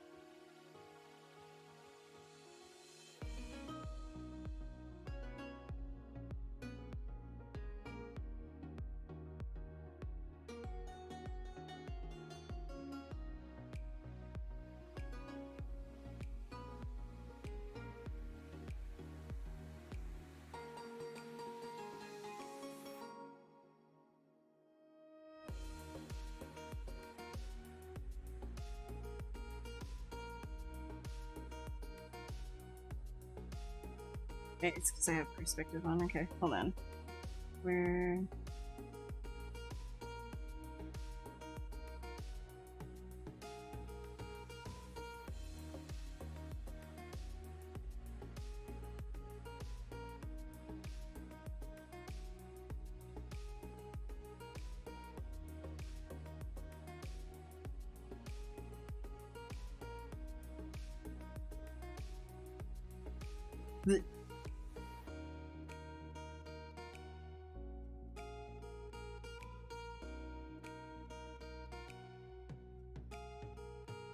Did anybody watch The Green Knight? Were you able to sit through that?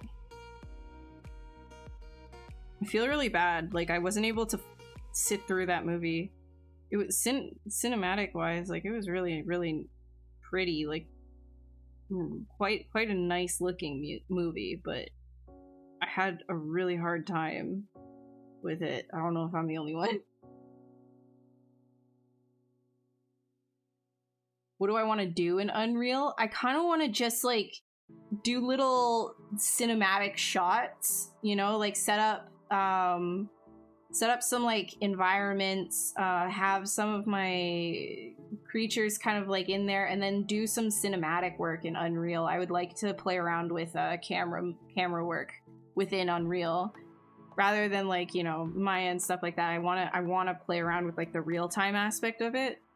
I think that would be a lot of fun, but that's like a lot of work to get into that, right? So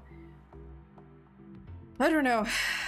There's lots of things that I want to do, and it's like balancing everything is it's a bit of a struggle.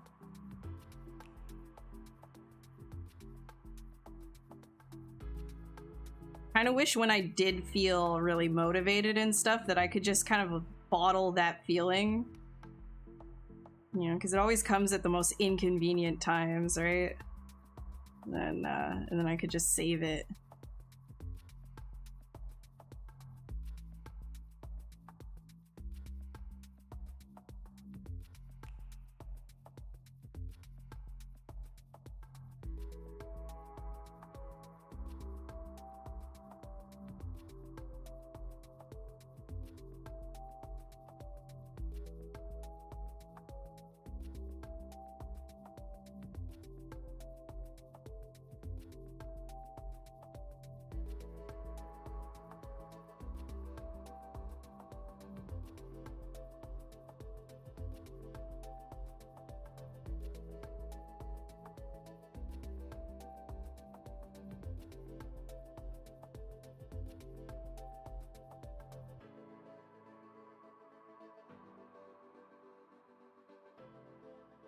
I don't like these beatsies. I have to play around with this. I don't like you.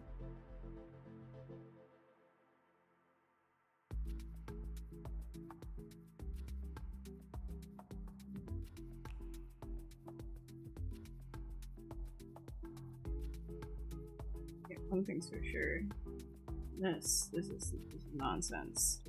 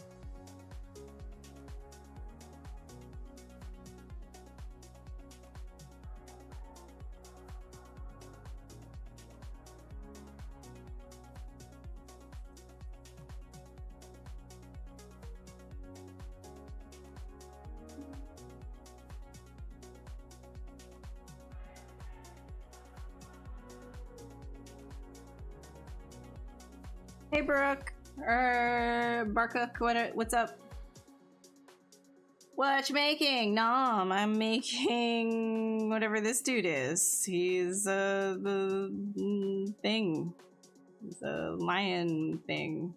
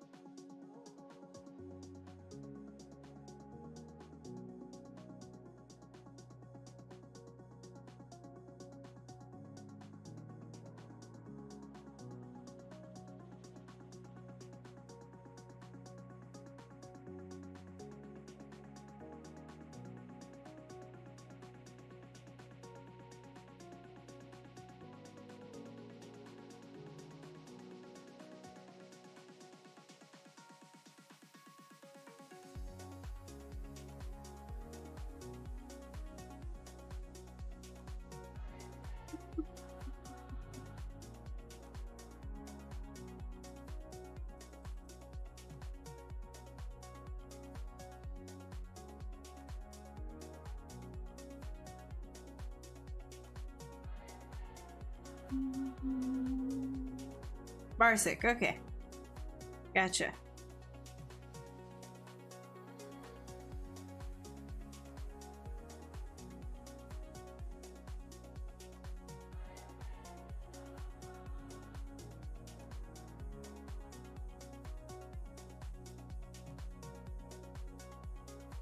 Top ramen. Is Pixelogic? Is it still Pixelogic ZBrush or Maxon ZBrush? It's Maxon. Maxon's the captain now.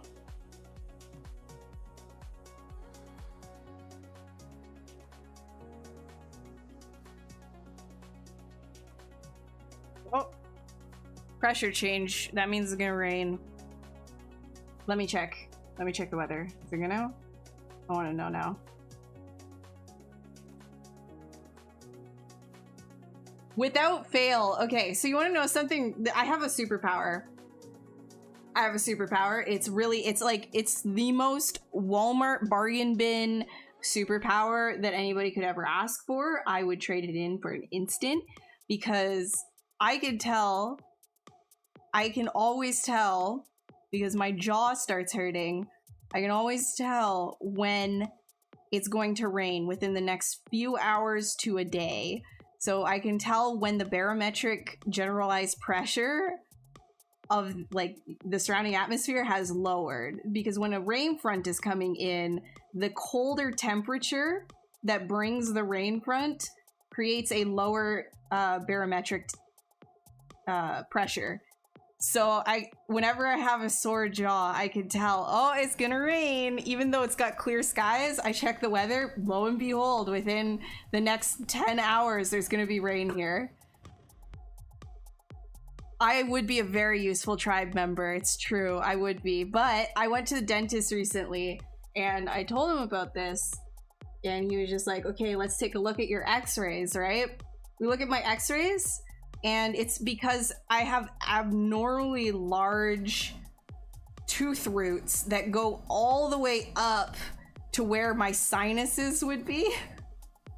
So anytime that there's a pressure change, because sinuses, like, again, biologically speaking, not to be gross or anything, but your sinuses are a cavity within your skull, right? So it's got like this it's empty unless it's full of mucus. So it's like this sack of whatever. So if there's a pressure drop on the outside, the internal pressure pushes out. And so because my tooth roots are so close to it, I immediately notice the tiniest difference in pressure change. I'm like, there's something, my teeth are telling me something. I've got voodoo teeth. But it's cool because you can kind of like see biologically how that works. Me and my dentist geeked out about about my tooth roots being so close to my stupid sinuses. Yeah, plane rides. When I was a kid, it was so painful. When I was a child, I was one of those kids that would not, like, I wasn't a loud kid because I got yelled at for like screaming. So I would cry, but like the amount of pain that I was in, like my parents would have to give me medication to like knock me out because I was so, like, it just hurt so bad, the pressure change. Even now, like if I'm going on a plane, I need to make sure I have lots of gum. I know that sounds weird, but if I keep like chewing gum, it helps it a little bit, and I need to have like painkillers on me as well. Because it's like, yeah. For a lot of people, when they're really sensitive to pressure changes, they get migraines, but I get, my teeth tell me. This is fucking stupid teeth. I always was telling people that too. I was like, yo, this is a thing. This is a thing that I can, I can tell when it's gonna rain because my jaw hurts. Everybody I told that to thought I was crazy, and only recently did my dentist actually say, no, you're not crazy. Look at the x-ray. my teeth roots are like, they go up there, you know, like they're they're in my skull, dude, which is a good thing, but it's also, yeah, because you maybe not be that long, I don't know.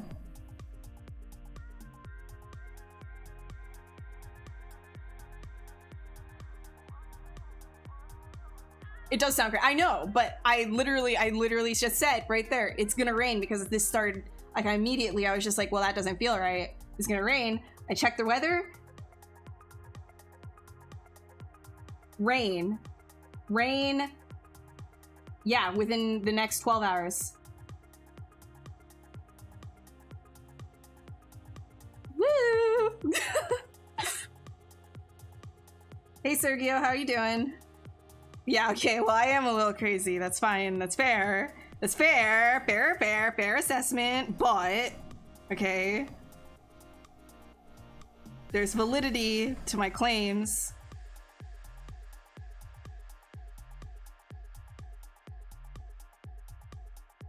Those ear filled with air sensation, you're very lucky. That means all of your air sacs within your face and your skull are appropriately placed to not cause pain on pressure points. Good for you. I've got bad air sac placement. Maybe it's raining because my jaw hurts, dude. Can you imagine? Actually, okay, that's kind of cringe, okay, but when I was younger, I actually, like, you know how, like, when you're a kid, you kind of think a bunch of, like, stupid things because you're a dumb kid and you don't know how anything works, but you think you do? So when I was a kid and I had, like, this pain in my jaw, and then I would say, oh, I think it's gonna rain, because I started noticing a pattern, right? Jaw hurt, rain. Jaw hurt, rain. Jaw hurt, random snow or hailstorm. Something like that would happen, right? And so I started thinking to myself, this is when I was really young, I was just like, what if I think really hard, maybe I can make it start raining? I remember distinctly as a stupid, like, crotch gremlin sitting out in the middle of the lawn with my legs crossed, being like, I'm gonna make it rain. And I sat there, like, for a good, oh my god, I sat there for a good, like, it must have been more than a half an hour just thinking it was gonna rain. Oh my god! Oh no! I didn't save, and it just gave me an abnormal termination as I said that. Even ZBrush is just like, oh my god, you're insane. Here, punishment. Okay, one sec. Let me, like, restart. Okay. Mem list. Okay. I get it. Okay. Sorry.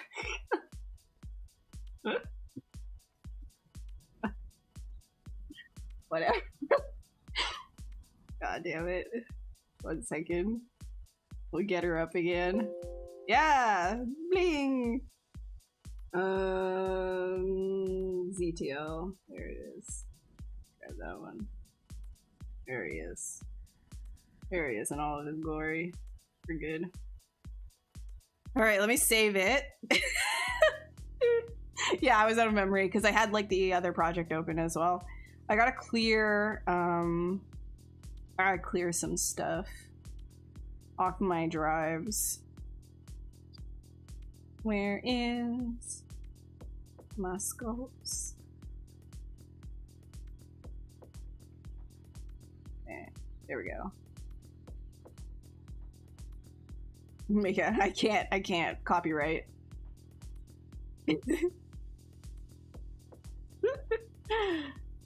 Would you consider your stats and skill points to be poorly distributed with that power?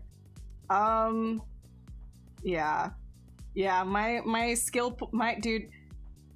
stats are weirdly allocated. I would like a bit more strength, honestly, but I feel like naturally speaking, I was shafted.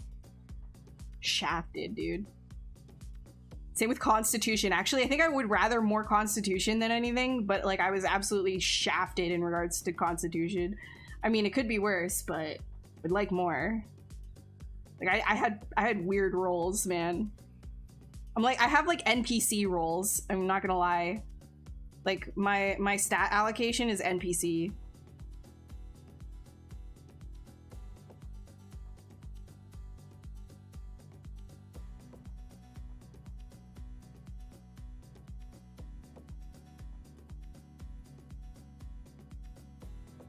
Yeah, ZBrush literally just mem-locked me. It was just like, yo, okay, you're actually going too crazy, and ZBrush's brain, my computer's brain broke from listening to me talk about such stupid nonsense.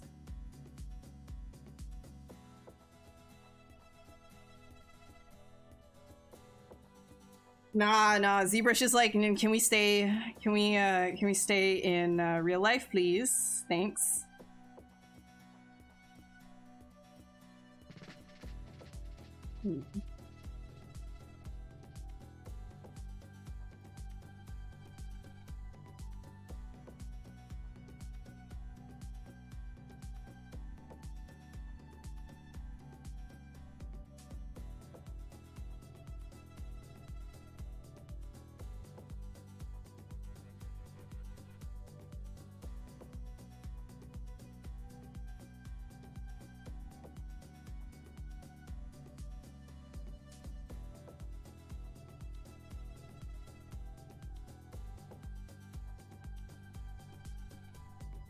Thank goodness ZBrush's autosave is so good, though. Hell yeah, dude. No need to worry.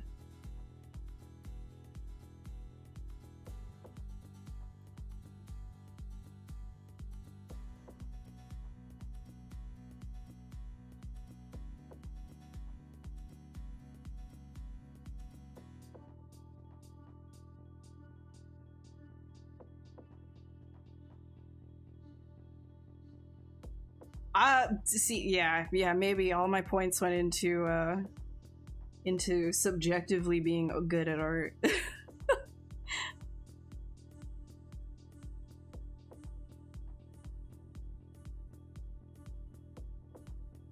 Like good stats, but then okay, so this is why I'm saying like I've got NPC stats, right? Like I'm just absolutely debuffed because maybe I have some allocation, right, to some sort of like creativity perk or something like that, an imagination. Like maybe I want to say the intelligence. I'm not very smart, so I don't know about that. And then we've got one of those debuffs that is just like you're gonna also have imposter syndrome, 0 self-confidence. Oh my god. We'll make it so that other people think you're good at things, but you'll never believe that you're good at things. Absolute NPC status.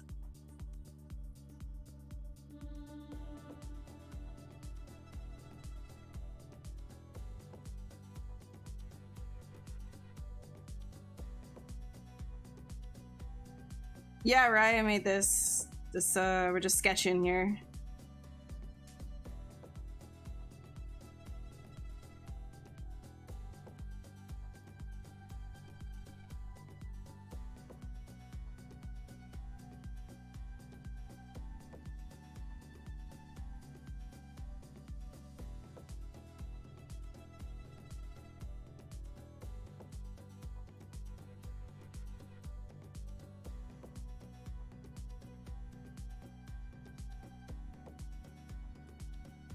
Thank you, sir. Or madam, or neither. I appreciate it.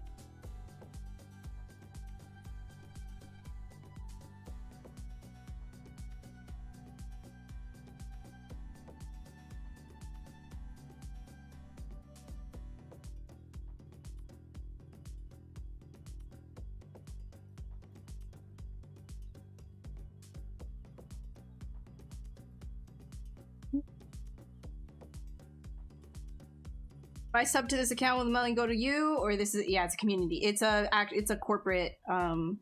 It's Maxon's account, so I stream here voluntarily. What's up, Chrono? So the answer is no. No, I will not get the money. Imposter syndrome takes a lot to go for an art career. Yeah. Yep. Yep, it's a constant state of turmoil. How did I learn to use Blender? What? Did you try again? Respectfully? Sorry. I am confused. Do you mean, how did I learn to use Blender? Because this is ZBrush. This is not Blender. I do know how to use Blender. Not extremely well, but I know how to use Blender. But I don't sculpt in Blender. There's a lot to that question.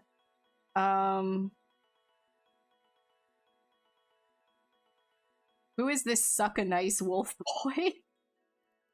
I'm sorry, what? Who is this suck a nice wolf boy?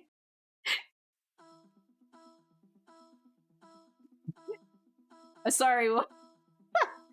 Okay. Do you use a lot of subtools when modeling? Is this for control, speed, both?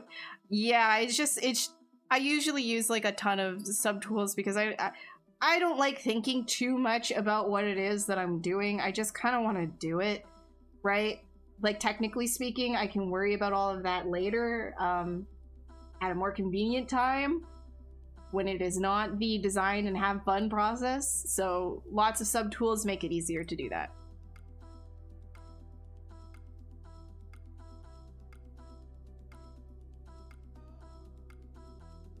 Give him some shiny white teeth. There we go. Ah.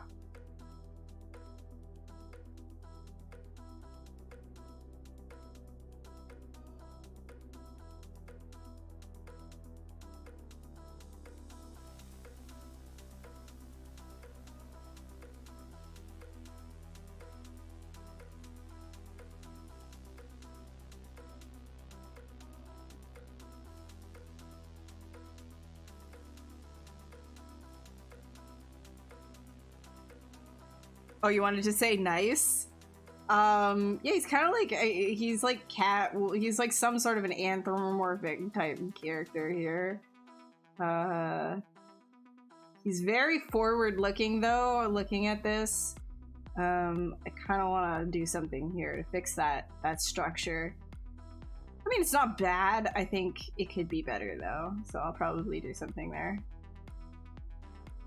But he isn't anything in particular. He's just yeah, he's just a dude.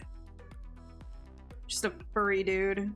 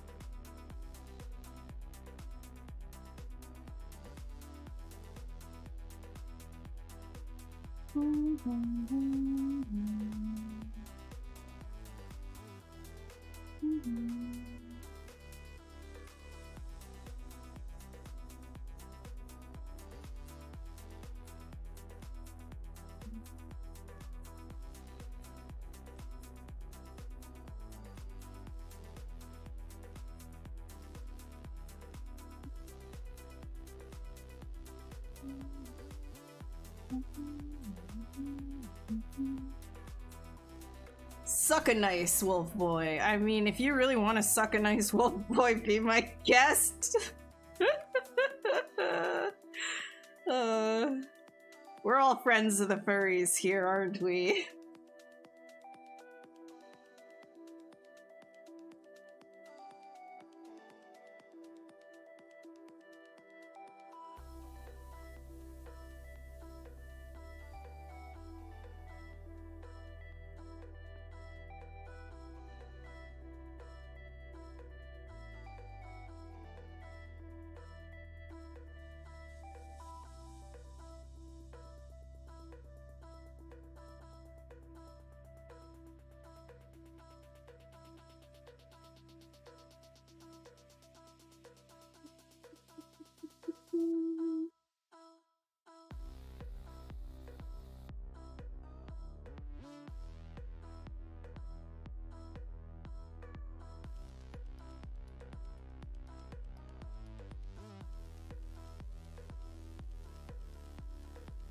It's kind of funny because when I rotate this, right, with like pupil dilation or whatever, because it's so like low res and kind of artifacty, when I rotate it, it looks like his eyes are dilating, even though it's just going to the low res version.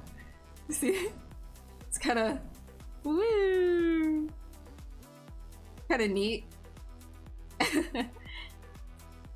Stretch and hydrate. You're right. It's 8:30. Wow. Thank you. Yeah, I should probably go get a drink and then come back. You are correct.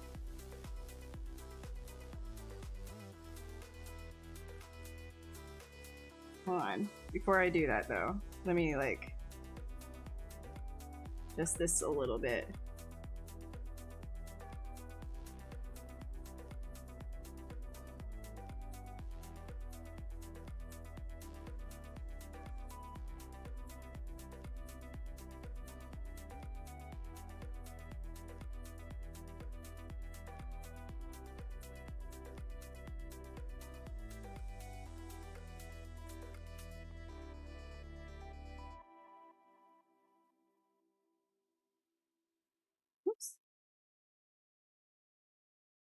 Hello?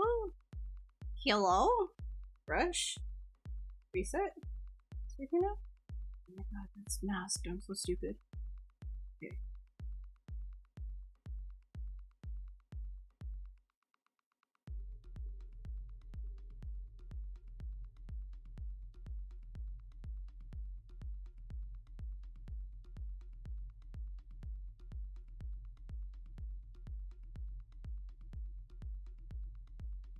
Full character? I mean, he's blocking right now. He's we could definitely do some work with his body, but I'm just kind of ignoring it.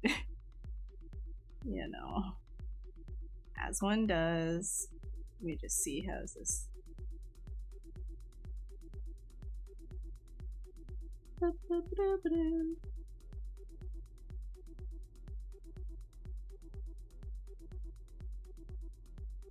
bit bigger.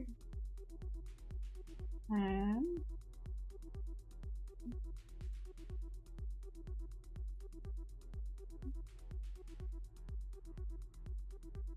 okay.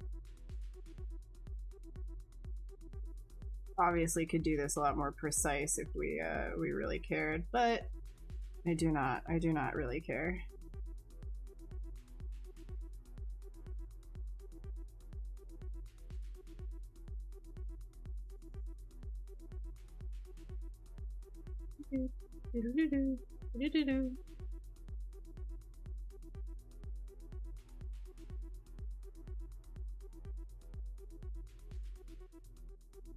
What's up, Ian? How you doing? Guys, Quiet. The coffee. No, I'm kidding. Sorry, I won't keep making that joke. I just one more time. Guys, the cops are here. Okay, that's enough. How long have you been using ZBrush? I have been using ZBrush for like 7 years, I believe. Honestly, the amount of ZBrush that I do, the amount of sculpting that I do, it almost feels like it's a second appendage. This program is literally like a hand.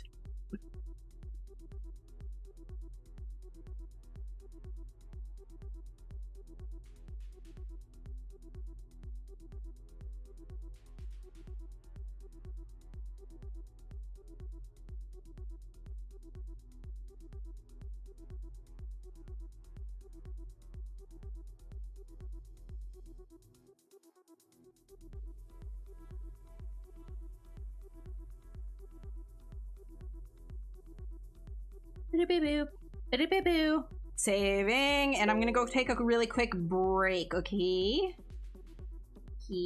So I'm gonna put him here, here, yeah, here.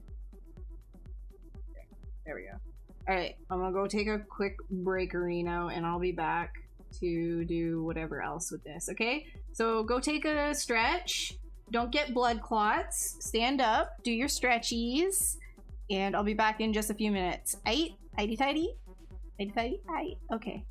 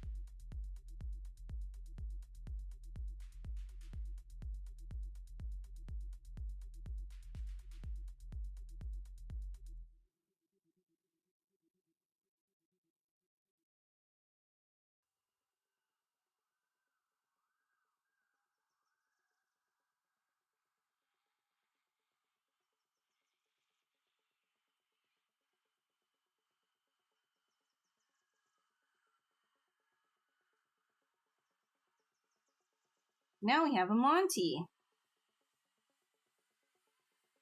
There he is. Mr. Goobers. He's Mr. Goobers. Alright. Let's see. Man, Nightbot always throws me off. I always think that there's like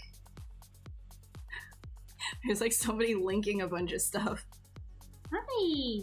Hi, Mr. Goobs. This is Monty.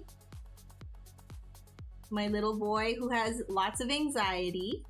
You can't tell because he's super calm in this room. But he is my anxious little cutie ball. My good boy.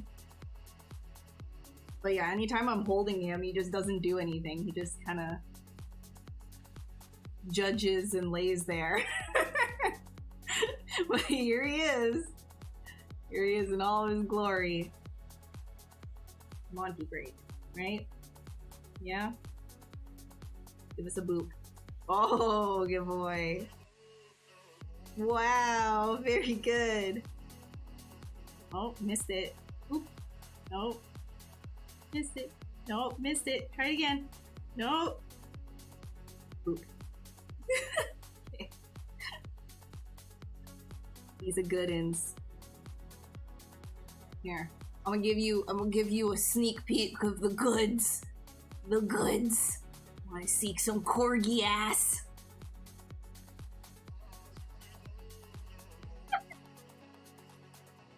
Look at that booty.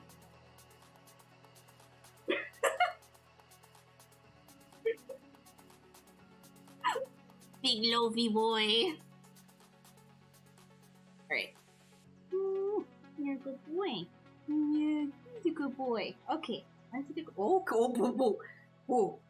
Because I say okay does not mean you go into flail mode. Relax.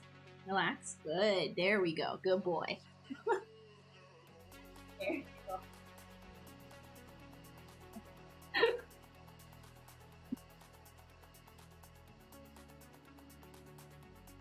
Dinner. Go eat your dinner. You can't have snacks if you're not gonna eat your dinner.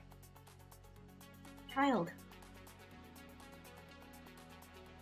When you polish too close, surface and hard surface, it affects the other alternate edge. You might want to put backface masking on. So, backface masking. Unless you were talking about something else, but I think you might be talking about that. So I don't know if you know about brush menu, and then go and scroll to auto masking, and then the backface masking is right here. So depending on whatever brush you have active, you click it for that one specific thing. So I have backface masking right here on my UI because I use it so frequently. But if you're using like H polish and you're getting issues, like it's kind of you're kind of like, I don't know, you want it to be a little bit more specific, you could always put on backface masking and do it, but just keep in mind you're gonna get stuff like this happening as well. But it is usually a little bit more accurate. Just keep that in mind. What will be the process from it looking like clay to looking sharp and tight? Is it dynameshing, ZBrushing? Struggling with making your work look good. It always looks subpar. Well, a lot of it comes down to, yeah, it comes down to just doing a lot of it, first of all. And if you're are you looking for things to be realistic, or, because like depending on what the style is, right? Like it can look like clay, or it can, you know, depending on how you render it, it will have different looks as well, depending on the lighting, right? So, you know what? I'll even do an example like this because I wanted to test out the eyes and see what that looks like. But I'll open Keyshot and show you that if I bring this into Keyshot, depending on how I light things, it will look different. Hold on. I need to bring... One second, I need to bring this down. Try this. Hold up.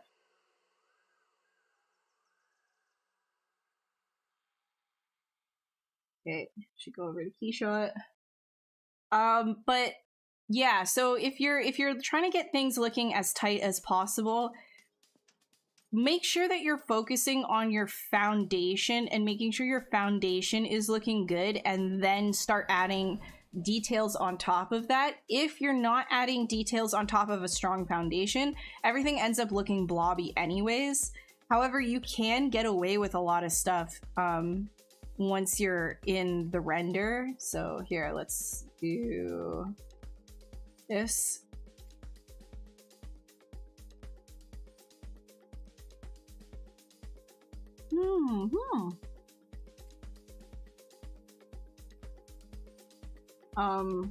Material. Let me test. Let's just start like grabbing some stuff. You can put that on and do some changes here.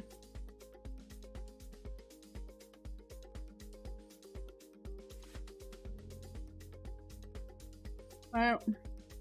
Camera, we can delete that one. Create a new camera here.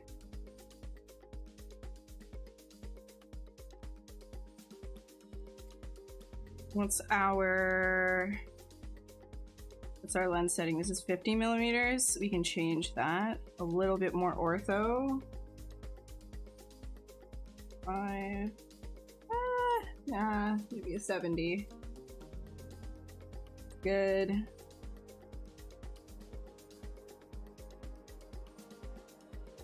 Okay, the environment itself. Change around different colors. You can chunk in some different stuff, see how that looks. And you can start getting stuff like, you know, it doesn't end up looking like clay necessarily, depending on how you're lighting things and working with it. Let's do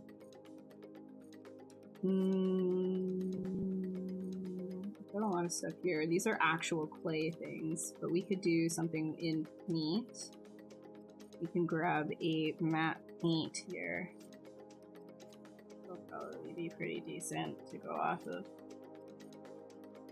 Like a translucent, not candle wax. We want the, yeah, ceramic is fine. Throw that down. So the eyes are working, as you can see, but then everything else is kind of like blown out. You can change environments, grab a bunch of different things, see what they look like. What kind of location do you want? Probably just go with my regular that I do. Give it a bit of a backlighting, like so.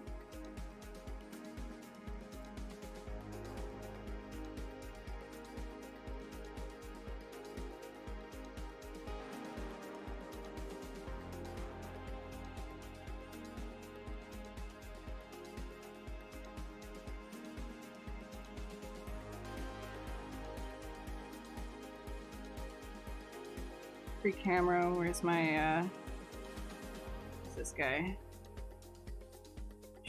Whoosh.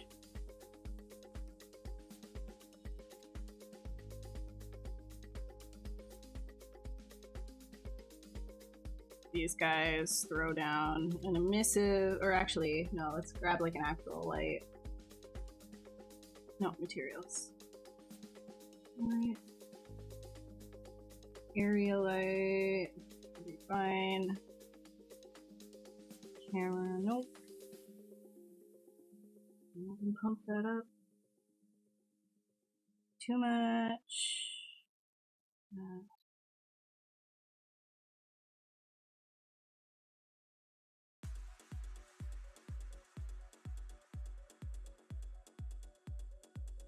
Right, so you can start getting things to look a lot more professional by lighting things appropriately, right? Like something like this already, even though it's not very tight, you can do a lot with lighting.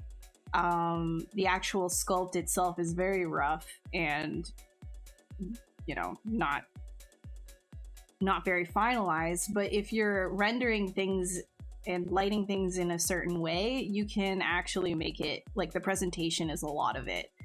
Texturing is a lot of it as well, but you got to make sure in the sculpting phase that you do have your foundation as strong as you can in regards to the silhouette and the forms that you're trying to create. So if you've got a bunch of bumpy, lumpy lumps, you know, you've got a bunch of divots here because you've been throwing down alphas, the light it'll be very confusing, right? But when you're lighting things and you've got certain areas that the light just kind of engulfs, like this is an entire piece here. If you squint your eyes, you can see this entire thing is lit up. This is lit up right here as a big chunk. And then everything else is like kind of fall off. It's just like these little tiny little bits that are falling off. So you have direct areas where you can concentrate your eyes, but it's not too busy. Whereas, like, you know, all of this, if I had this for everything, you'd start struggling as to like what to look at. It would kind of look a little bit lumpy without actually having the strong shapes underneath. What would be the process from it looking like clay? Got that one. What's up, Gambit? When you polish two square shapes between in between you've carved. Wait, in between I carved. Use Damien's standard for separation, but then the gap is too small to polish in between. So are you able to use masking in order to help that? Because you might also want to look into chisel brushes if you're trying to get really sharp, like, edges that way. The chisel brushes will use geometry as a VDM, but use it as a brush. So you're using like actual chisels, right? So you'd have a really like straight edge as you're going along. So look into Monty. Go in your place. Go. Lay down. Good. Look into using the chisel brushes. What's up, Quentin? How are you? Yeah, so what was I gonna do with this? Right. I think that's it for this. I didn't really want to do anything particular. I just wanted to show how lighting can make a really big difference in terms of your sculpt looking professional or not.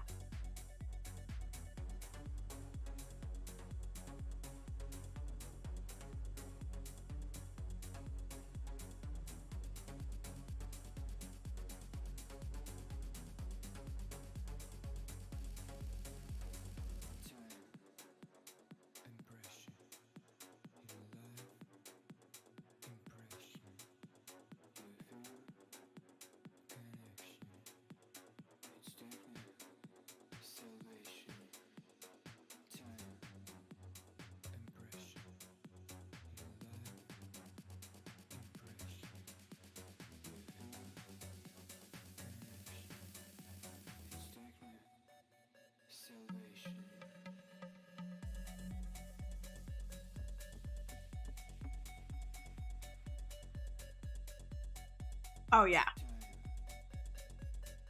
Yeah, that's why I'm saying, like, you know, I love using ZBrush and then not really like caring if some things look a little bit jank, because a lot of the time I'll just render something out really quickly with some pretty decent lighting and then just paint over it for an illustration. Like, I don't really care about polishing things to like an insane level. Sorry, I'm starting to get allergies because I lifted the dog up. Oh, I'm allergic to Monty.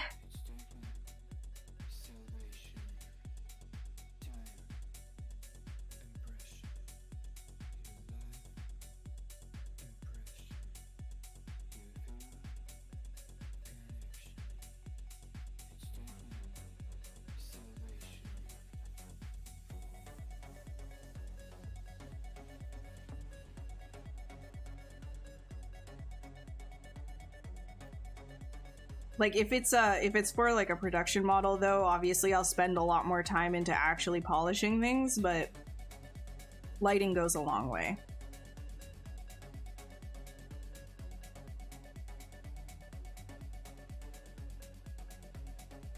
I mean, even in real life, right? Like if like everybody has texture on their skin, but if you have really good lighting, like you can't even tell all of the blemishes that are actually on my skin. If I took a picture in different lighting though, you would be able to see all of the little bumps and everything on my skin. So that it applies to real life too.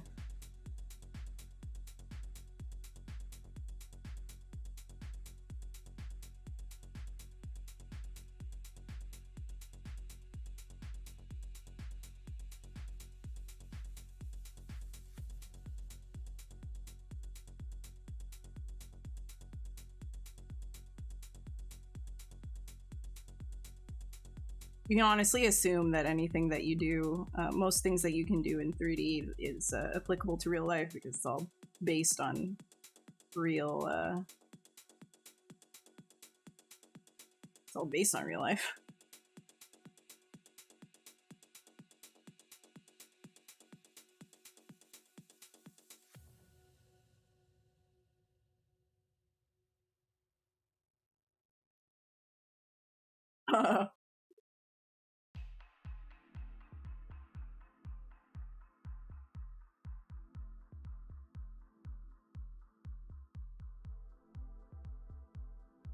Yeah, I'm also allergic to cats. Weird, because like when I was younger I wasn't, but allergies change as you age. It's annoying. That's something you might not have been allergic to before, all of a sudden you're allergic to it. Super cool. Thank you, body.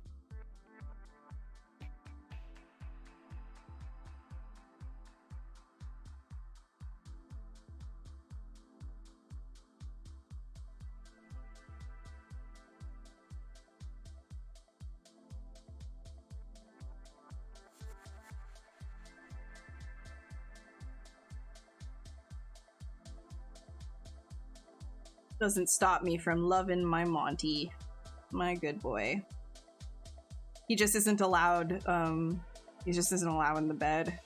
Because I would actually just die. Which is fine, because I don't think I'd be able to sleep with him anyways, considering how much he licks.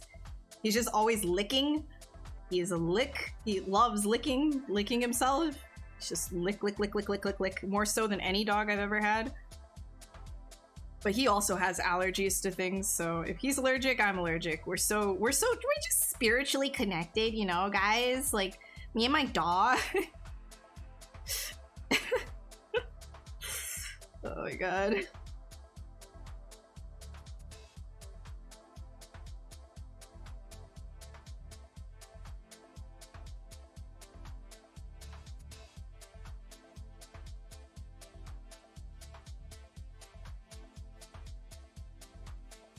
Oh boy.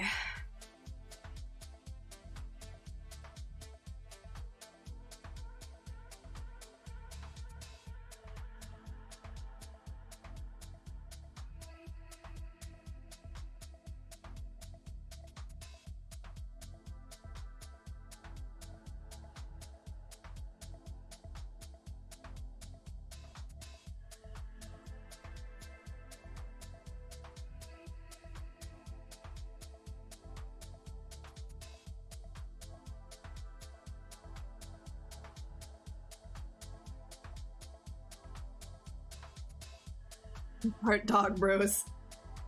Why did you just hear me? Did you hear me growling? Oh. Huh.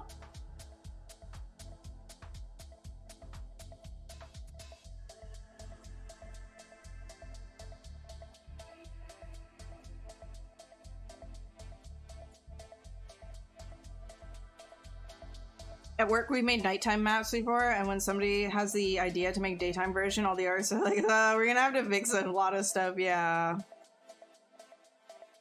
Yeah. There's been projects that I worked on where because like some clients, they ask for work so early on. This was like in an old job that I had, because like certain clients are asking for work so early on. I just remember just being told, hey, you should use just do like some quick poly paint and use skin shade 4 for everything. Just so that they can see it, because look at everything's hidden.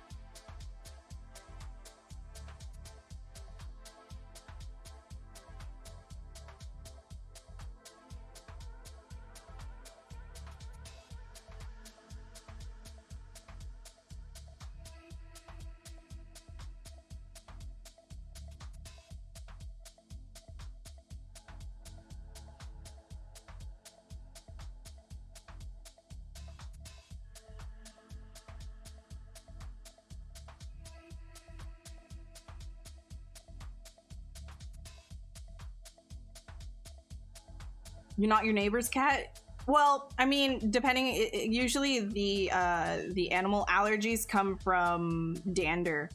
So if your neighbor's cat is young, or maybe it's just like a less likely to shed its skin flakes.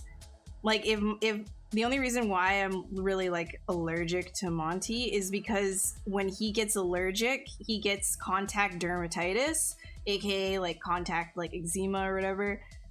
So he starts to flake, right? And then, you know, that's the skin, the protein in the skin flakes is what causes the allergies. Your immune system's just like, that's a foreign protein, so we must attack it, actually. And that's what allergies are, right? It's attacking foreign proteins. Your body just gets the wrong idea about. They're not actually a threat, they're harmless, but your body's just like, actually that's a foreign protein, we should attack it, because we're very smart. Immune system's smart.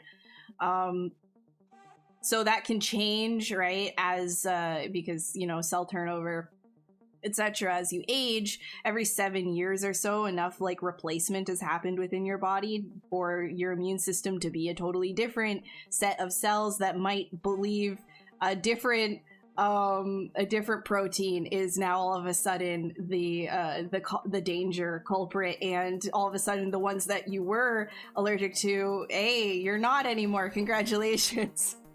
So some allergies stick around, some they come and go.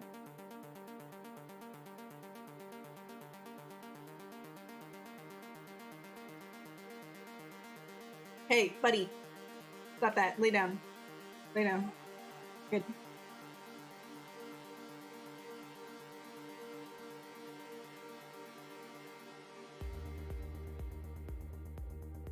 Less of a reaction to people that are allergic. That stuff never, like, that stuff doesn't, even my vet, like, says that stuff is not that, it really just depends on your animal and what's causing their issues. Like, if you give them a beneficial, like a skin beneficial diet, it might help, but a lot of the time it's like, you know, they might just be allergic to stuff, like, it's too bad.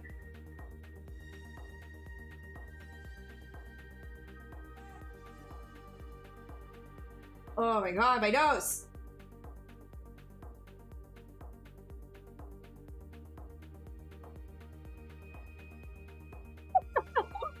Yeah, pretty much.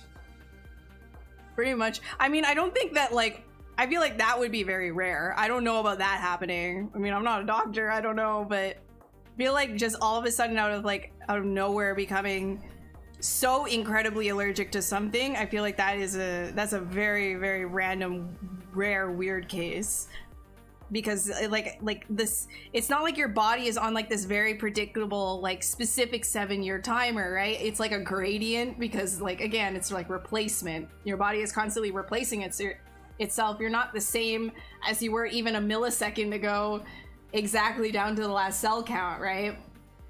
You're different, constantly changing. You're constantly a different person. If your person is made up of every single cell in your body, which are constantly dying and replacing themselves, right? So, yeah.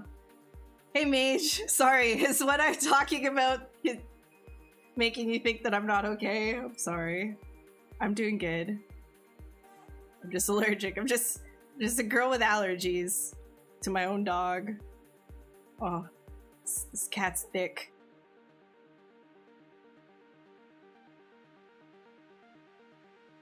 It's not, he's kind of thin here. I want to give him like, oh yeah, chunk that. There we go. That feels a little bit better.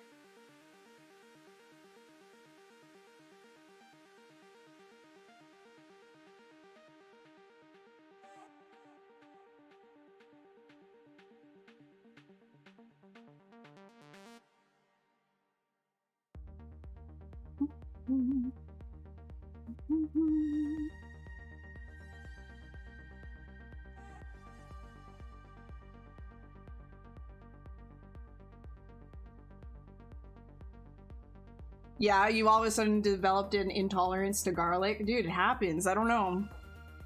It's really, really, really strange. The way that your body's all of a sudden just collectively, they're like, actually, this is a threat now. We've enjoyed this for far too long. Time to screw yourself. Sucks to be suck. Sucks to suck, dude. But happens. That's nice, Leonard. Doesn't work the same way for me. Maybe you've become a vampire. Maybe. Feel bad for seeing people with it. They look annoyed, then your nose starts tingling. Yeah, dude, it's incredibly annoying. And I don't even have like a very severe case. I have like allergy eye drops or whatever. That works well enough for me with like occasionally, like if I need to, if like the very like organs inside of me feel like they are itching and it's like that bad, then I'll take like a Reactine or whatever, but it's usually not like the end of the world. It's just very, very irritating, yeah. My eyes are itchy right now.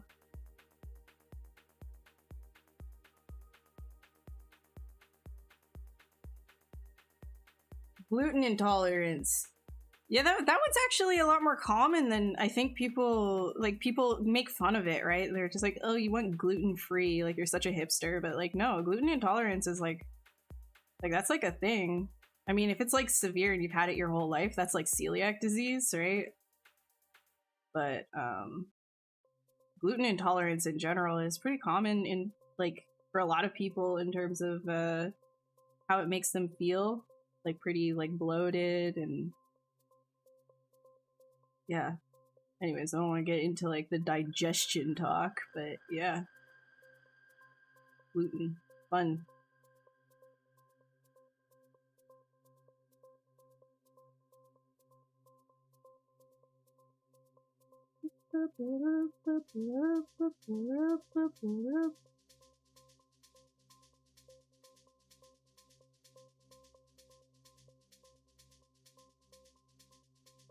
What they say? Reverse blade, dude. We've all got a bunch of debuffs. It's chill. It's super chill. Oh my god, these legs, dude, they're so ugly.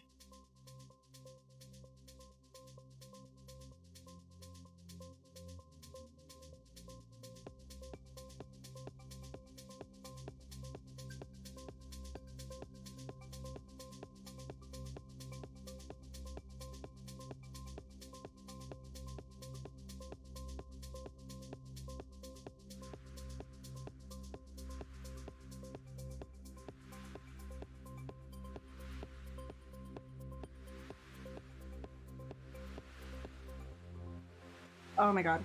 Sorry. I apologize. I do have allergies right now. I'm gonna like smack my nose a bunch. A woman who had a son who was very allergic to gluten. Yeah, it's like Yeah, I know quite a few people who are not very happy with gluten, and it's not like this like thing people like some people think it is, or oh, let's make fun of them because like they're hipsters or some stupid nonsense. Like, no.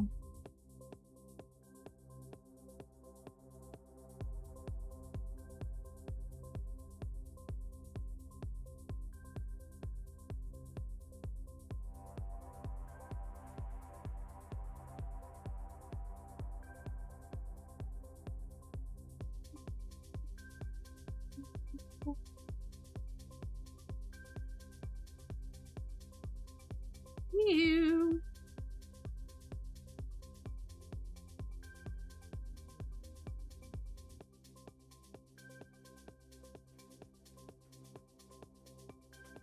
Gluten came out like 8 years ago.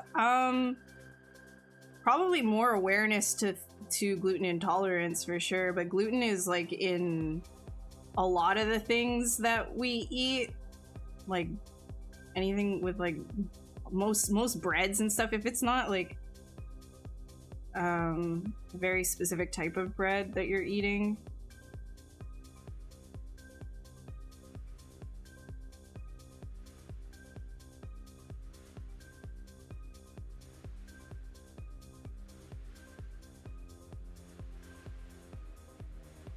I think a lot of people, you know, until something is like discovered and properly studied, a lot of people just kind of go through life being like, okay, I guess I have something wrong with me, but maybe it's like nothing. I'll just deal with it, you know?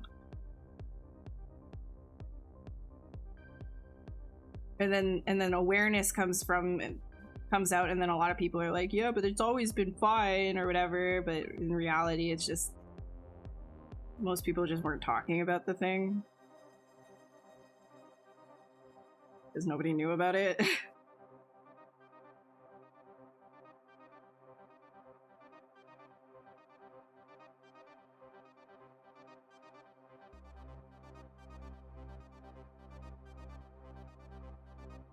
Makes you wonder if we had all these allergies. Yeah, because like they definitely just show allergies. Just like it's a trendy thing, man. Being allergic to things, it's so cute and trendy. Oh my gosh, like so 21st century, you know? Like, am I right?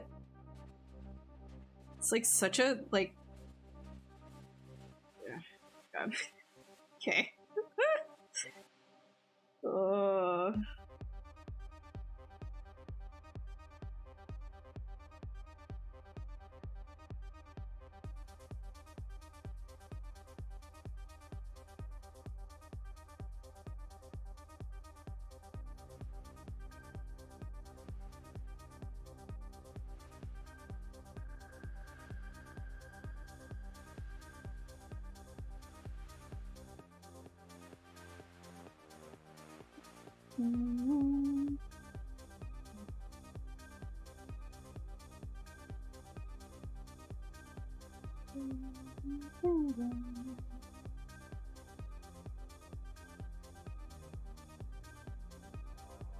Get in the car, nerd. We're gonna go sneeze and stuff. I know.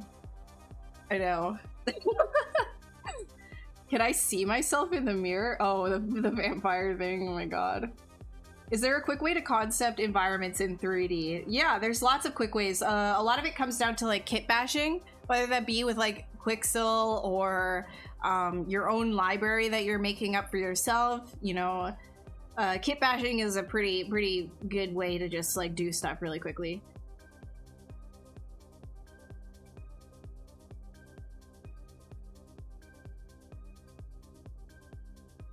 Oh yeah, John, I can definitely see that. I can see people who have been dealing with celiac for a while actually being happy that there was more awareness, and or even the fact that people are starting to be like, oh my god, I think I have that, because that means that like it becomes a marketing thing.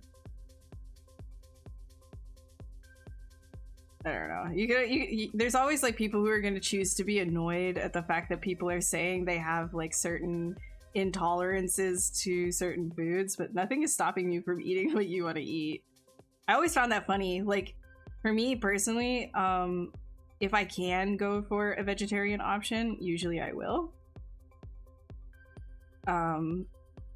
So I always found it really funny when people are like, usually like it would be older people, like relatives or whatever. They're like, oh, why don't you just eat this? Like, you know, you're not, like, it's already dead. Like, the animal's already dead. Like, what are you doing? Like, like, what does, like, I don't understand logically. It doesn't make any sense. Like, just eat what you want to eat. Like, why are you getting in other people's business? Oh my god. Weird. I think that comes to like the celiac things too. Like, if you don't want to eat gluten, just let them not eat gluten. What's your problem?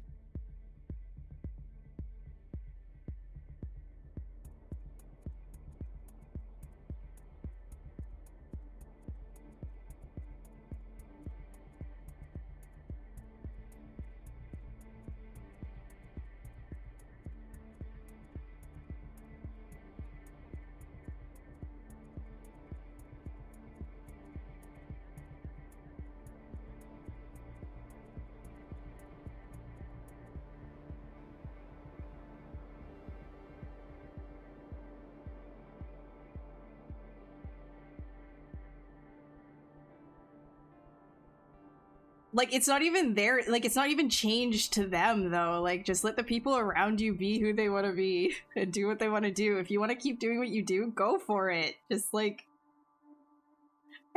I don't know, man. Whenever somebody, like, I feel like I have two moods. Either I will literally just be like, you're ridiculous, and I will walk away from a person that is doing that to me, or I'll just, like, sit there and laugh. Like, why are you getting so mad? Both of which don't result in good conversations.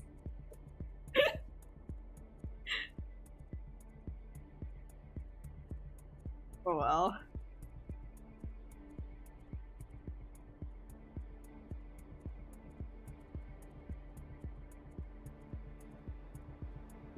No, we're not doing that, Mage. We're not doing that. I'm gonna be honest with you, I don't like how sensationalized the ruin of people's lives are, like, you know, it's just, I was following it and everything, like, I don't want to get into that because it's too, I don't know, there's a lot of ick with all of that right now. I don't want to.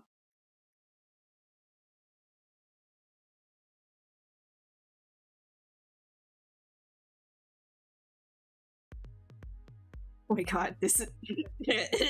Excuse you, sir, you have a bad angle. When you look back 7 years ago when you started ZBrush and today, what are your thoughts, observations about your work, art, and whatnot? So when I started 7 years ago, I think I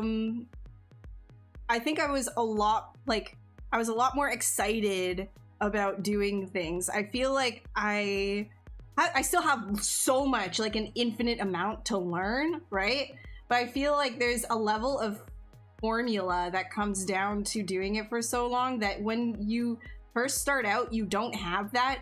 And there's like this sense of like childish exploration that as time goes on kind of wears away.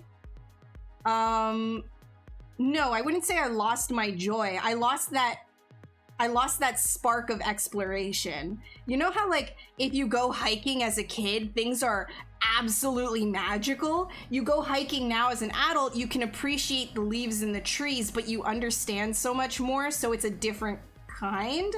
It's not like this absolute thrill. It's more of like a slow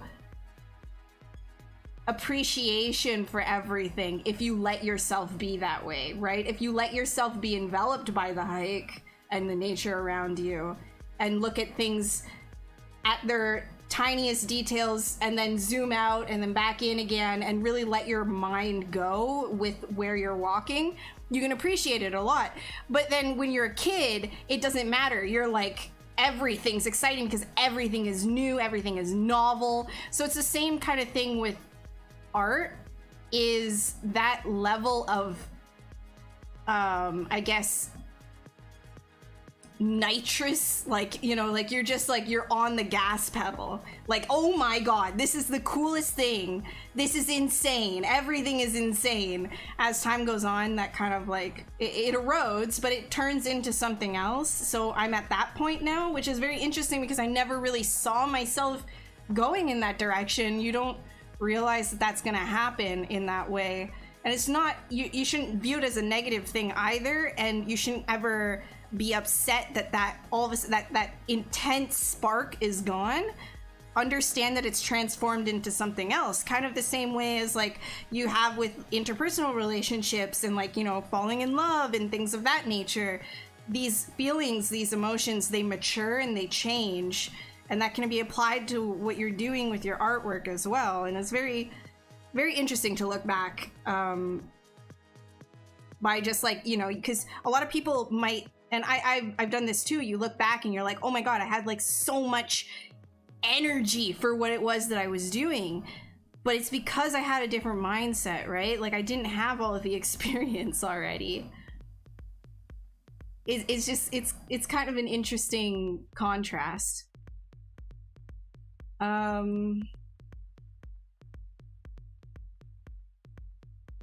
trying to get better.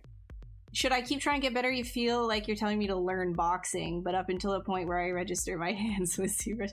Yeah, I mean, like, just the biggest thing with art is you got to figure out, like, what is it that you like about it. If you're finding it's more of like, this is going to be kind of harsh. I think a lot of people might, like, especially new artists, might think that it's really mean to say something like this. But understand that I'm not trying to be mean or anything. I'm trying to come at this as somebody who really just wants and believes that you should have the most joy in life and not be doing things that you don't like to do. If you're not finding enjoyment out of learning art, then you should probably not do that. There's other things that might be more fulfilling to you in life. With that said, if you haven't tried actually just finding topics that do interest you within art and focusing on those, maybe that is something more that you want to do. And even still, if you find that expression through artwork is just not doing it for you, then it's gonna be a really, really rough journey if you're not enjoying it. You kind of have to really enjoy doing art for the sake of doing art if you're gonna do it for a career or even have it as a hobby. I mean, it's a very personal thing. So if you don't like it at its core and you're just doing it because you want to be good at something, to be good at art, you kind of have to enjoy the process, in my opinion.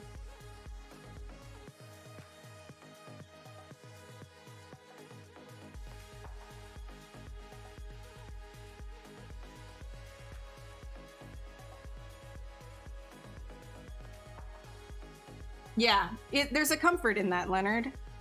Does character concept mess up anything for you? You remember when you were learning post-movie production, you couldn't enjoy watching movies because you were thinking of how they made backgrounds and sounds, etc. So I went through a phase where it was kind of like that. But then you kind of get over yourself, right? You get over it where you think you know everything. And either it turns into, it's a fun thing where you try to figure out what it was that they're doing, and that becomes an enjoyable process of, you know, watching a film and admiring it. Or you're able to just be like, whatever, like, I already know how to do this, let me just enjoy what they've done now, instead of being so like, oh, I know how they did that, oh, I know how they did that, you know. It's like, it's sort of a mindset shift. Because I find that if things are going to be like ruined for me because I know how to do something that they're doing, then that's sort of like like check your ego, you know what I mean? Like maybe you need to just relax. Like you're at that point of like learning where you think you're like super, super good and you've got it in the bag and everything sucks now because, oh, the wool is over your eyes, you sheep, you know, like that sort of a thing. Like, nah to that, nah to that, nah. It's all about how you frame things. To yourself, I mean, anyways.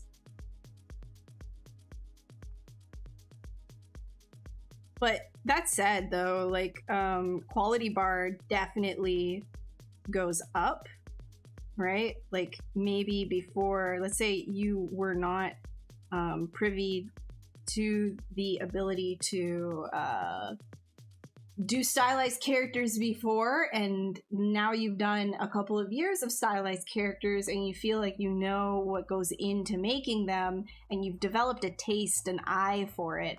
Now you start watching any old cartoon on TV and suddenly your taste is different than the layperson's taste regards to style and things like that. Again, it's very subjective, so if you don't enjoy something that maybe you used to enjoy, that's because your tastes have changed, but it doesn't mean that it's necessarily bad. So you could also try to shift your mentality that way and be like, well, now that I understand this, maybe I have a different appreciation for different forms of this media.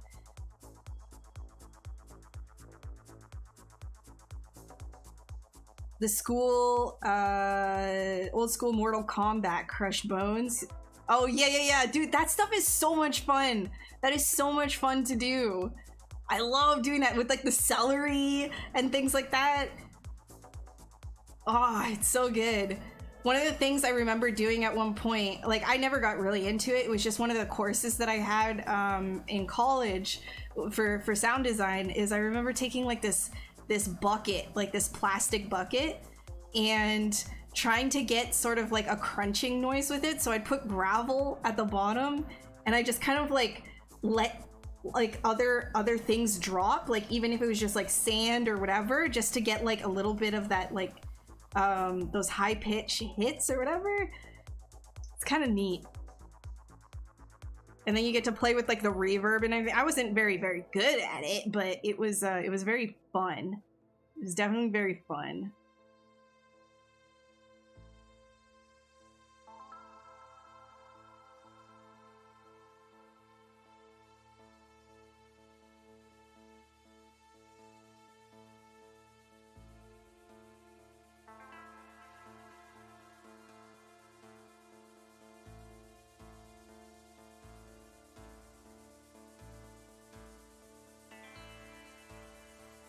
What's up, Core?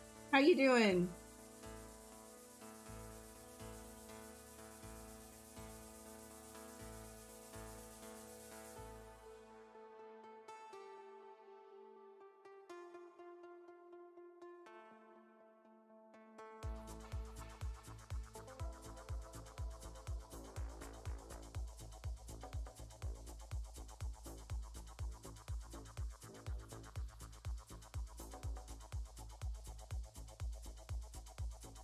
Mega pint. Okay. You're fishing, mage. You're fishing.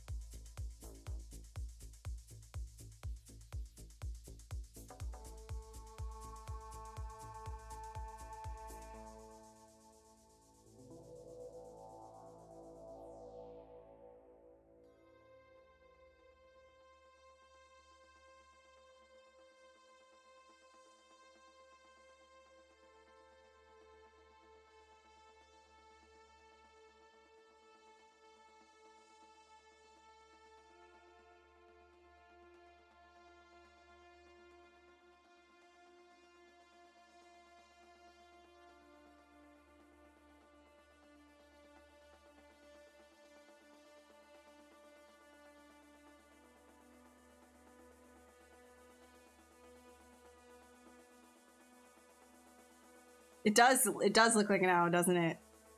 Yeah, you can see that.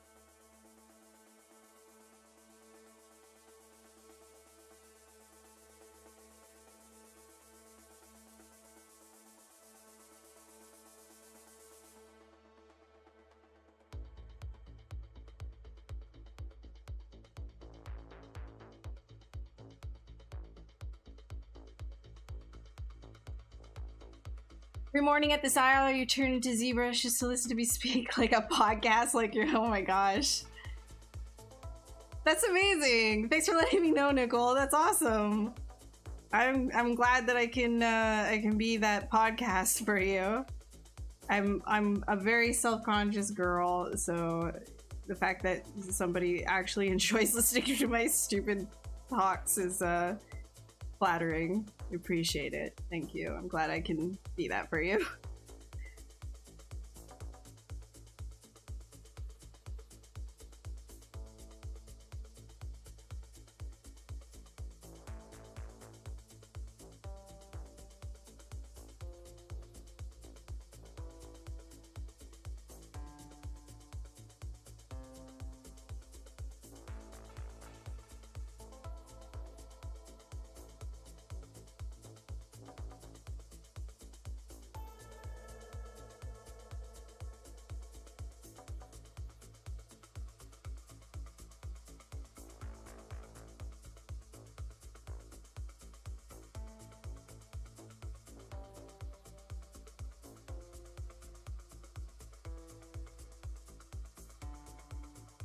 Oh, this is on Pretzel Rocks. This is called Dark Morning by Aucklam Black Sand. It's on Pretzel Rocks. Print files while watching something you didn't think you had to learn so much about when you started. Try not to discourage. Yeah, the 3D print files is something something extra, man. I'm aware it's a lot of work. I'm sorry, I'm very allergic right now to, oh jeez. You probably see my nose is getting red. Oh dear. Hold on. One sec, I'll be right back. My nose won't give.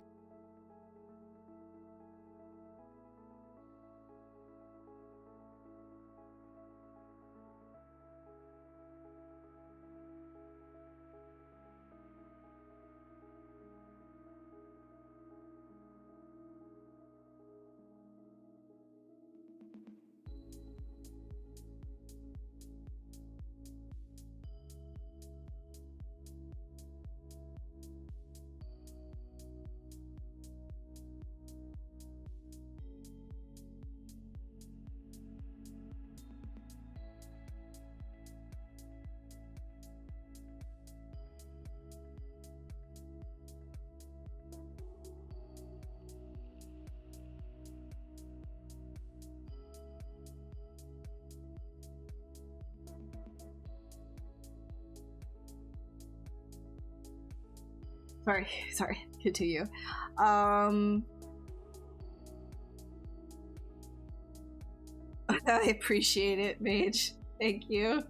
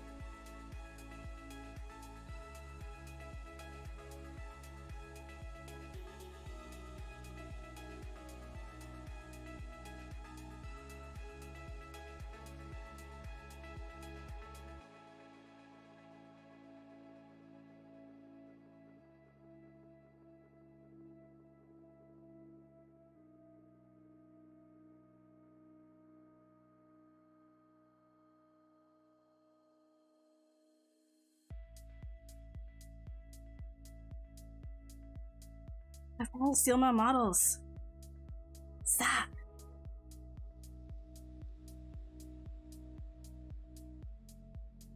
It's this tomfoolery. I know I didn't do very much on the actual body of this this thing, but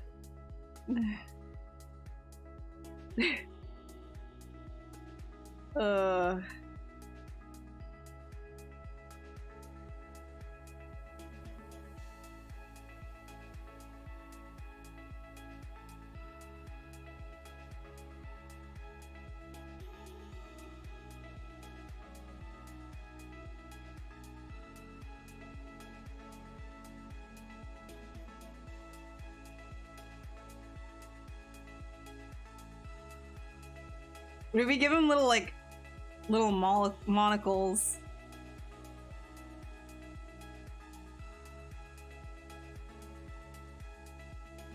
Little eyeglasses. Kind of seems like he could have little eyeglasses.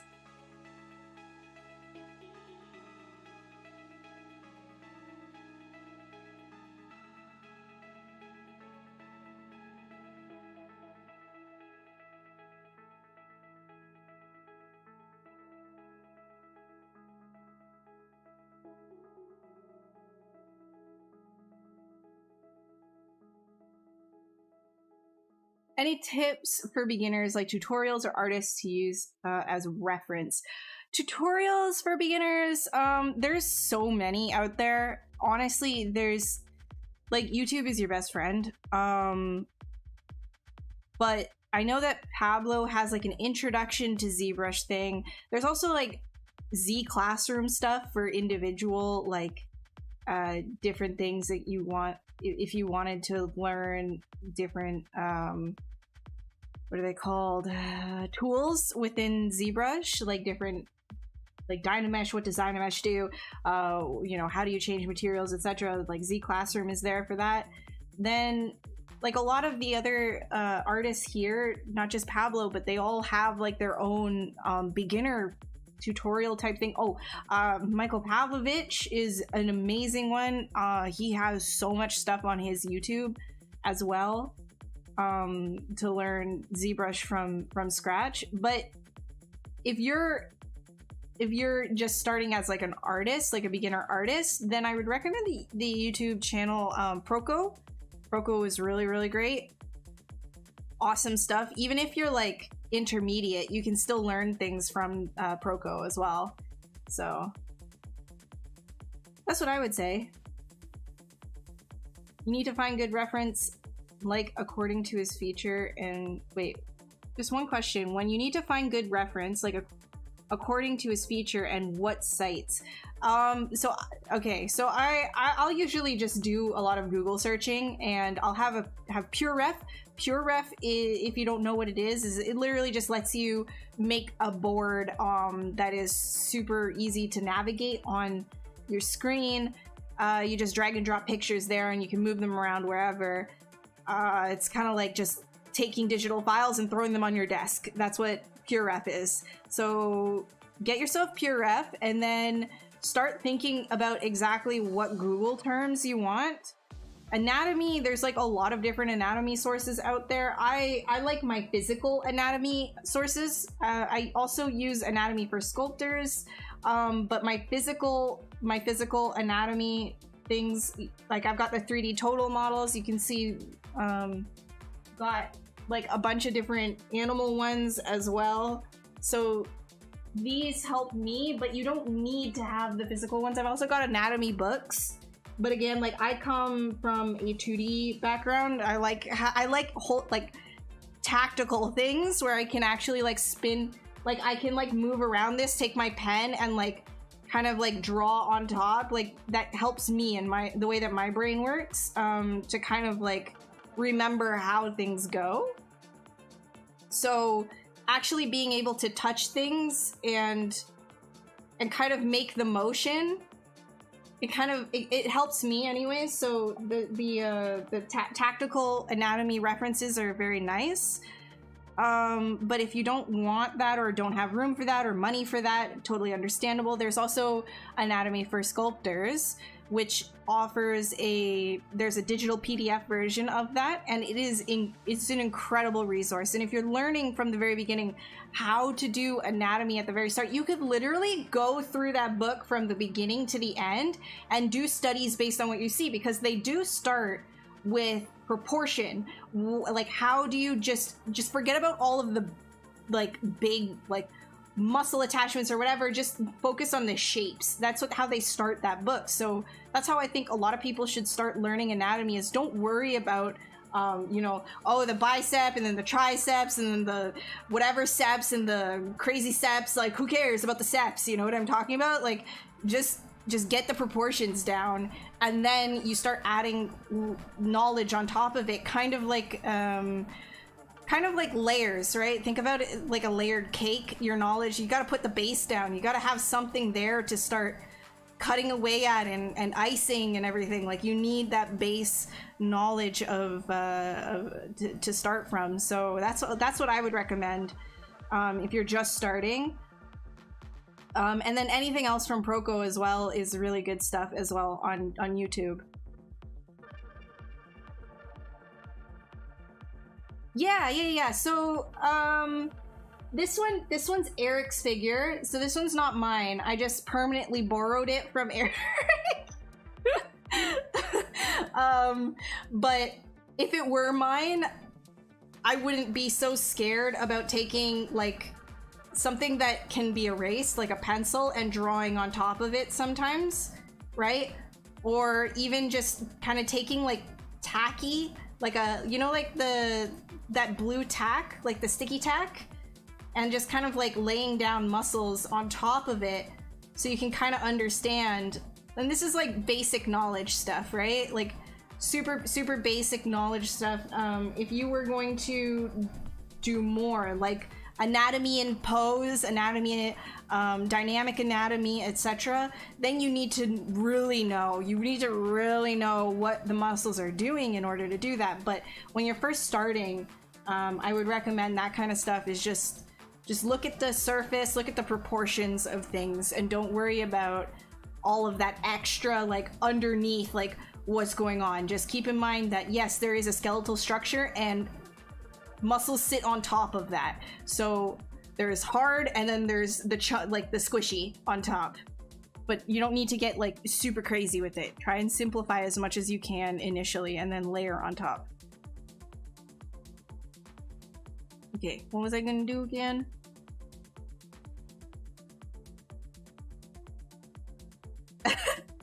Yeah, I permanently borrowed. It's fine.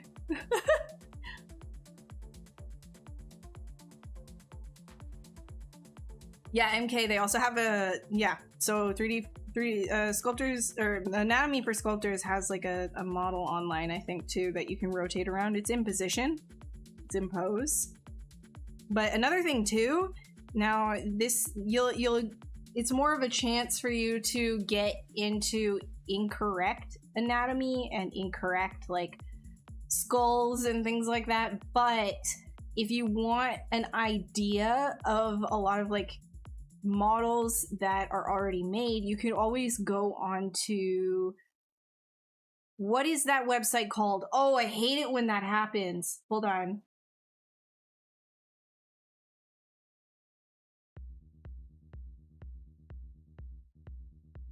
Sketchfab. You can always go on to Sketchfab and just start like looking up like skull or a crochet or human anatomy or something like that. I mean, you can always just like look around at what people are doing and just like fling the model around and see how things work. So that's actually like a really good reference that a lot of people kind of don't use. And for 2D artists too, like, why not go on to Sketchfab? You know, go on to Sketchfab. Like if you don't know how a boot looks, if you don't know how like boots look and you need to draw a boot, go on to Sketchfab. Now you've got a 3D model of a boot that you can rotate around, and you can just kind of figure out like, how does that work? The best way to figure out how anything works, in my opinion, is tactically. So if you can take an existing object and then kind of over top of it draw those lines to help you understand in 3D space how they're working, how those forms are working. It really helps. So that includes it includes like images of like anatomy too. So let's say I would get a picture of like, I don't know, a bodybuilder. Let me just grab something pretty generic.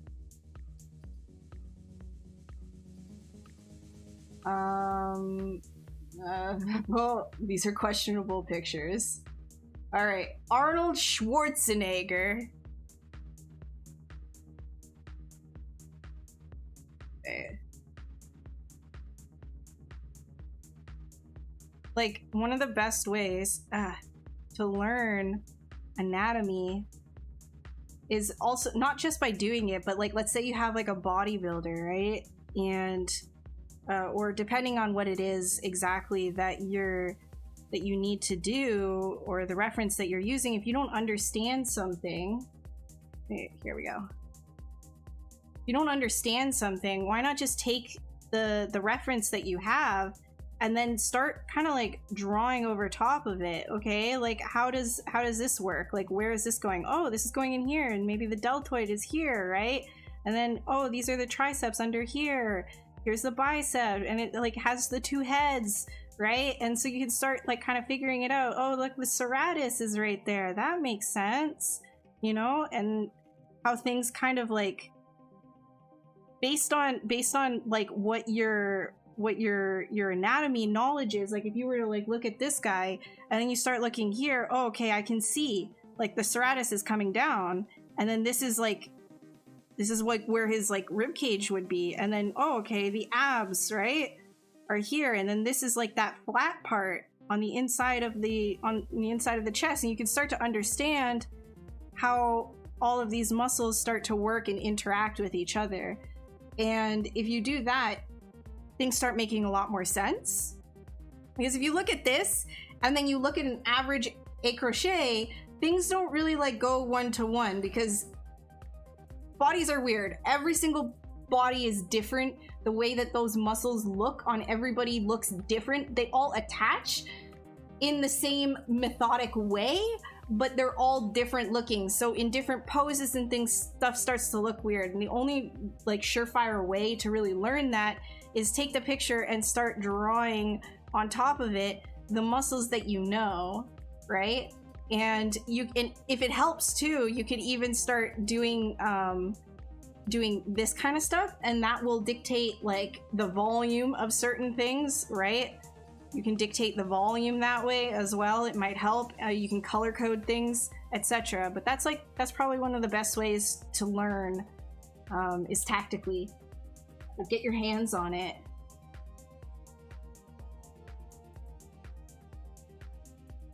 Trying to memorize science anatomy instead of taking pictures of real people and looking at the muscles yeah, so science anatomy is very specific to, well, becoming like doctors, surgeons, etc.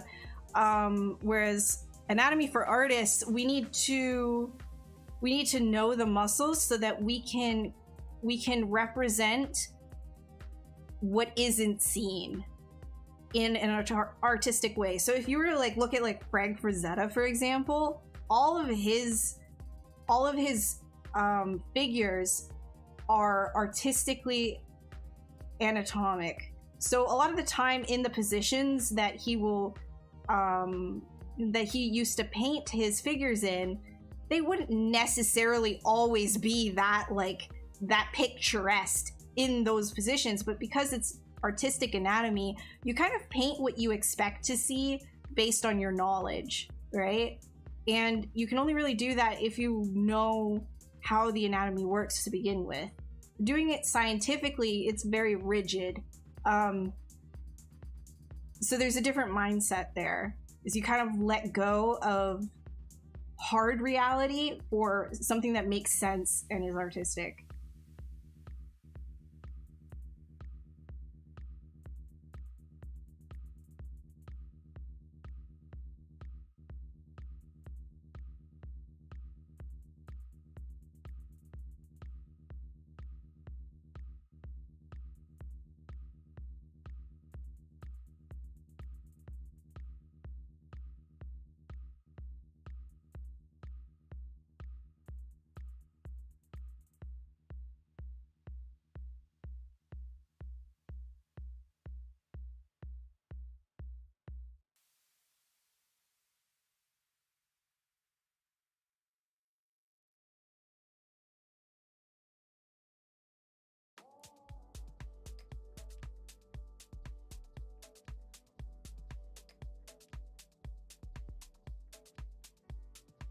different body parts instead of the entire body. Yeah, that's fair. I would say that you do need to do certain exercises where you do the entire body though as well, just so that like everything kind of getting everything together proportionally.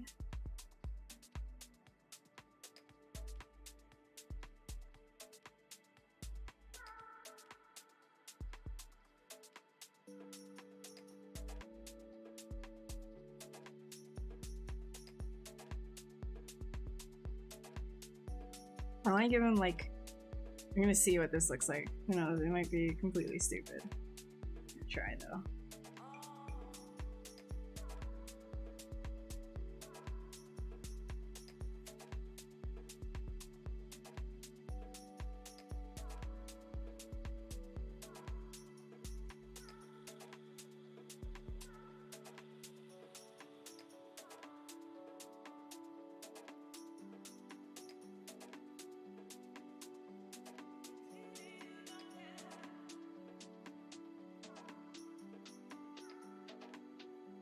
Time, oh, we've only got 15 minutes, okay.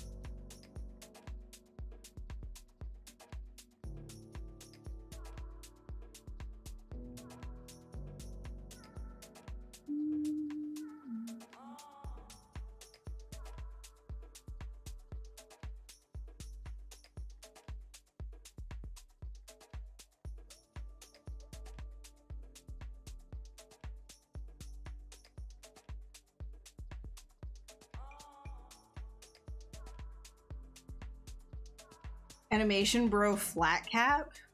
A flat cap? What are you talking about? Oh, do you mean like the like, oh wait, I think those hats. Those like conductor train looking hats.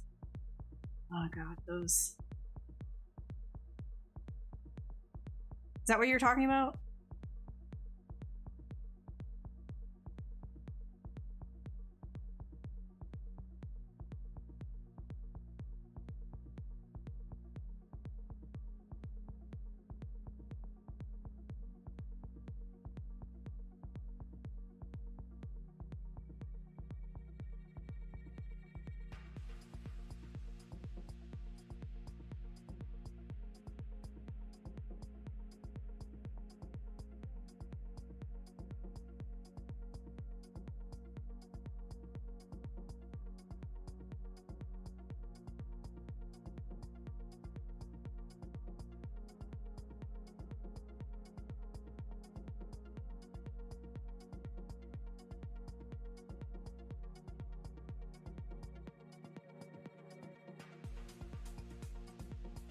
That and ukulele. I know exactly what you're talking about. And it's true. Don't know why. I really don't get it, but yes, you are correct. Kind of funny.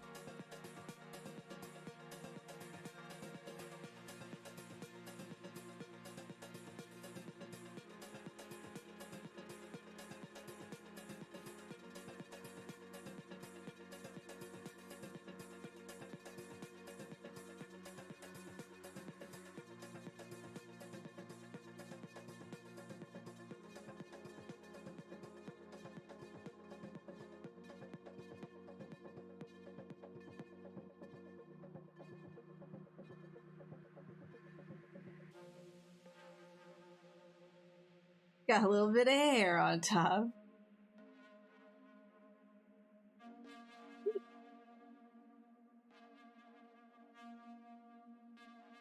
You cannot figure out how the delts attach to the torso, though.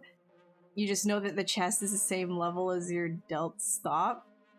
Usually, actually, that's not always the case, too. Depending on, like, how you're exaggerating your anatomy. Like, you don't necessarily need this and this to be the same. I actually really like pulling mine down pretty low, because it adds a level of, like, weight to everything. But it really depends on what you're doing. I like the idea of a really long, like an elongated deltoid. But if you're doing somebody that's like less kind of like dragged down, you can always like get that up. And yeah, so the thing is, right, like when it comes to artistic anatomy, is you're exaggerating things that you already know. Me telling you that that's right or wrong, it's subjective, right? It really depends on what you're doing. When you're working from like reference, it's good to make note of like, okay, well, in a realistic person, an ideal anatomy, your ideal proportions, this is where these land. Because then if you're doing anything exaggerated in the future, you think about, well, why doesn't this look right? And you can think about those things that make sense in real life, and maybe you broke it a little bit too much, or you broke it in a way that isn't working, and you need to revisit your exaggeration, right? But when I'm doing this visually, like, it doesn't necessarily look like it's bad, right? Because it's balanced shape-wise. It still works though, but it's also stylized. So that's another thing that you like. It's good to keep in mind when you're dealing with artistic anatomy. It's like it's not always it's not always very black and white like that.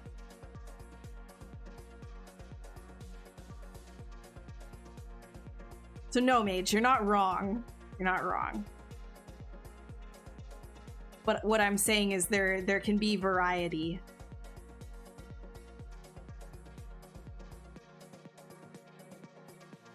Did I? Oh, I did.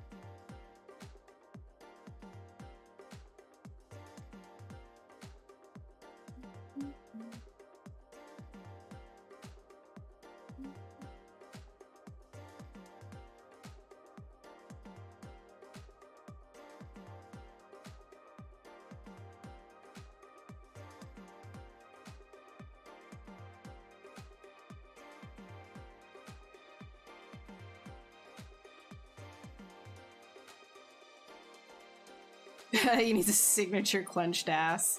Whoops. But family friendly. Sorry, my bad.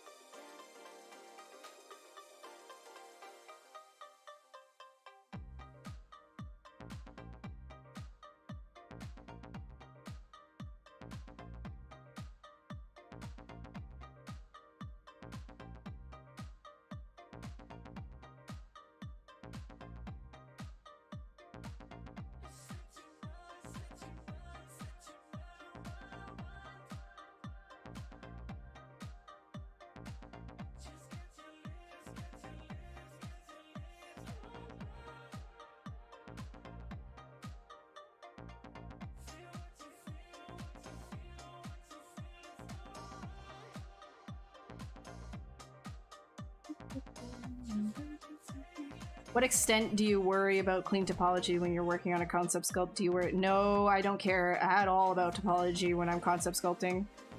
Literally not a single care in the world.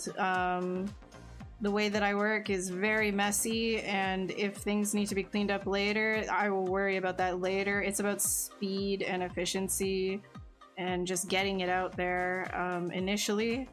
So I really don't care about topology. I guess like the extent that I will go is if I really can't get the information that I need in a certain area, then I will likely do a ZBrush and reproject and work on subdivision levels, but that's literally the extent of it.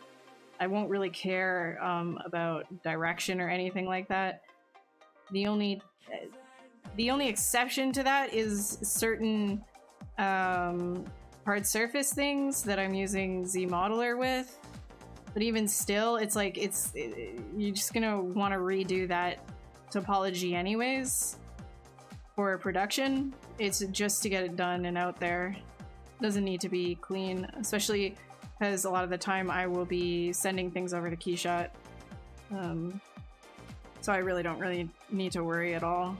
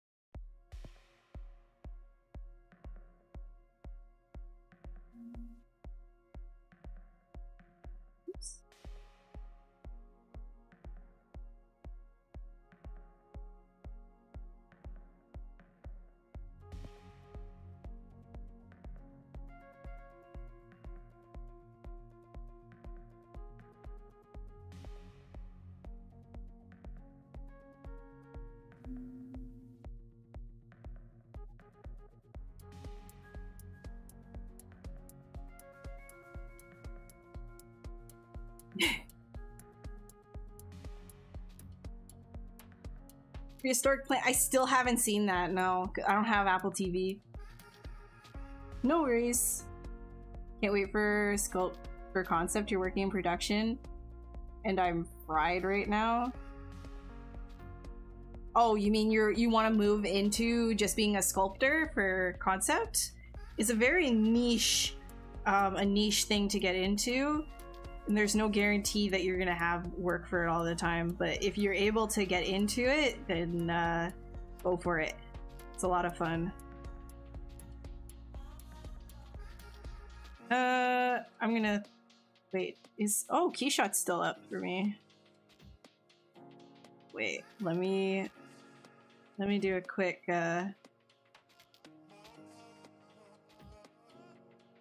neat.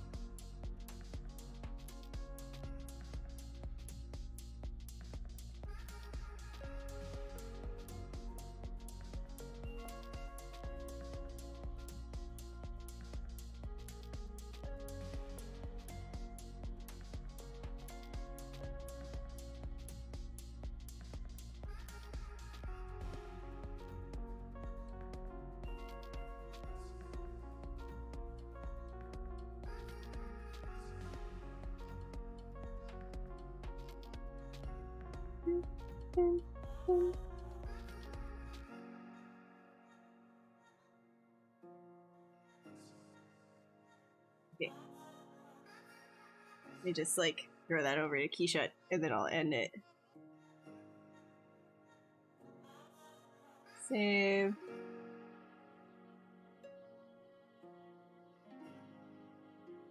Might not look good. The thing is, when you're working this way, throwing it back and forth is the ideal thing. That's usually what I do, just to see what things are gonna end up looking like.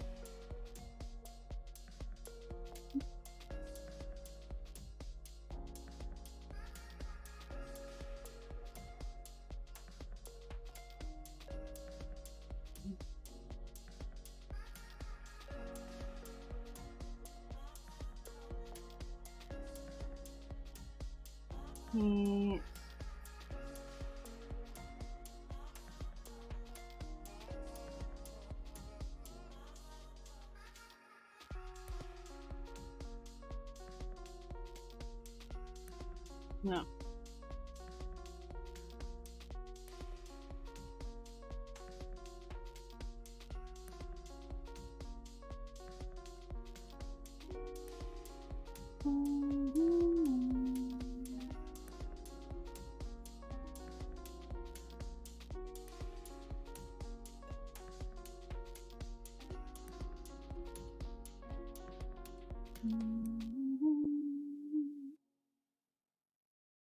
So obviously, like, if I had this here, you know, you could easily see how you could paint over top of this, and get a concept pretty quickly. I mean, I'm streaming, so a lot of this is just like me like redirecting and talking to you guys rather than actually like working. But you can see how things can go pretty quickly when you're using 3D bases to help you kind of create like, I mean, illustrations, right? Is this one? Yeah. I don't paint in Keisha. I paint in Photoshop. I just use this base as a starting point usually, because then I have all my lighting information, everything there, and then you just go on top. And it's a pretty easy way to just kind of sell ideas quickly and it looks 3D because, I mean, you did it in 3D. So if they want anything changed based on something, then you already have the 3D base. You don't have to go, like, you know, and do stuff 100% from scratch. So that's the positive there. But yeah, that's that. So anyways, thanks guys for hanging out. That was a lot of fun. I suppose I should end on ZBrush just because I don't want to make anybody angry. There we go. So this was our dude. Full figure. I mean, we didn't really like finish him up or anything, but this is his face. We'll just do his face. How's that?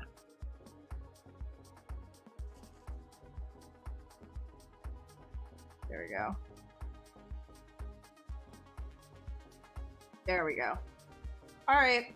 Anyways, thank you guys so much for hanging out. If you enjoyed this, feel free to follow the channel because there's a lot of other amazing artists who appear and present on this channel. It's not my channel. My channel is right here, twitch.tv/a_cubed. I don't stream a whole ton, but when I do, I will mention it on any of these socials right here on the side. I know it's very hard to see. Hold on. Let me... There. Right here. All my socials are right here. Yeah. There we go. Whoosh. There's socials. Alright, well, anyways, yeah. I will be here probably sometime at some other Wednesday. Follow the channel, etc., etc. Did I miss anything? ZBrush has a free trial of 30 days. There's also, if you don't have any experience in sculpting and you want to try sculpting and you don't want any commitment in something that's super easy to get involved with, there is a free forever version that's super stripped down called ZBrush Core Mini, and all it is the Sculptress Pro function right here and a block of clay, and you can just go for it. And so if you want to just kind of try that, ZBrush offers that as well. Okay, I think we're good. I think that's it. I will see you guys later. Thanks for hanging. Bye.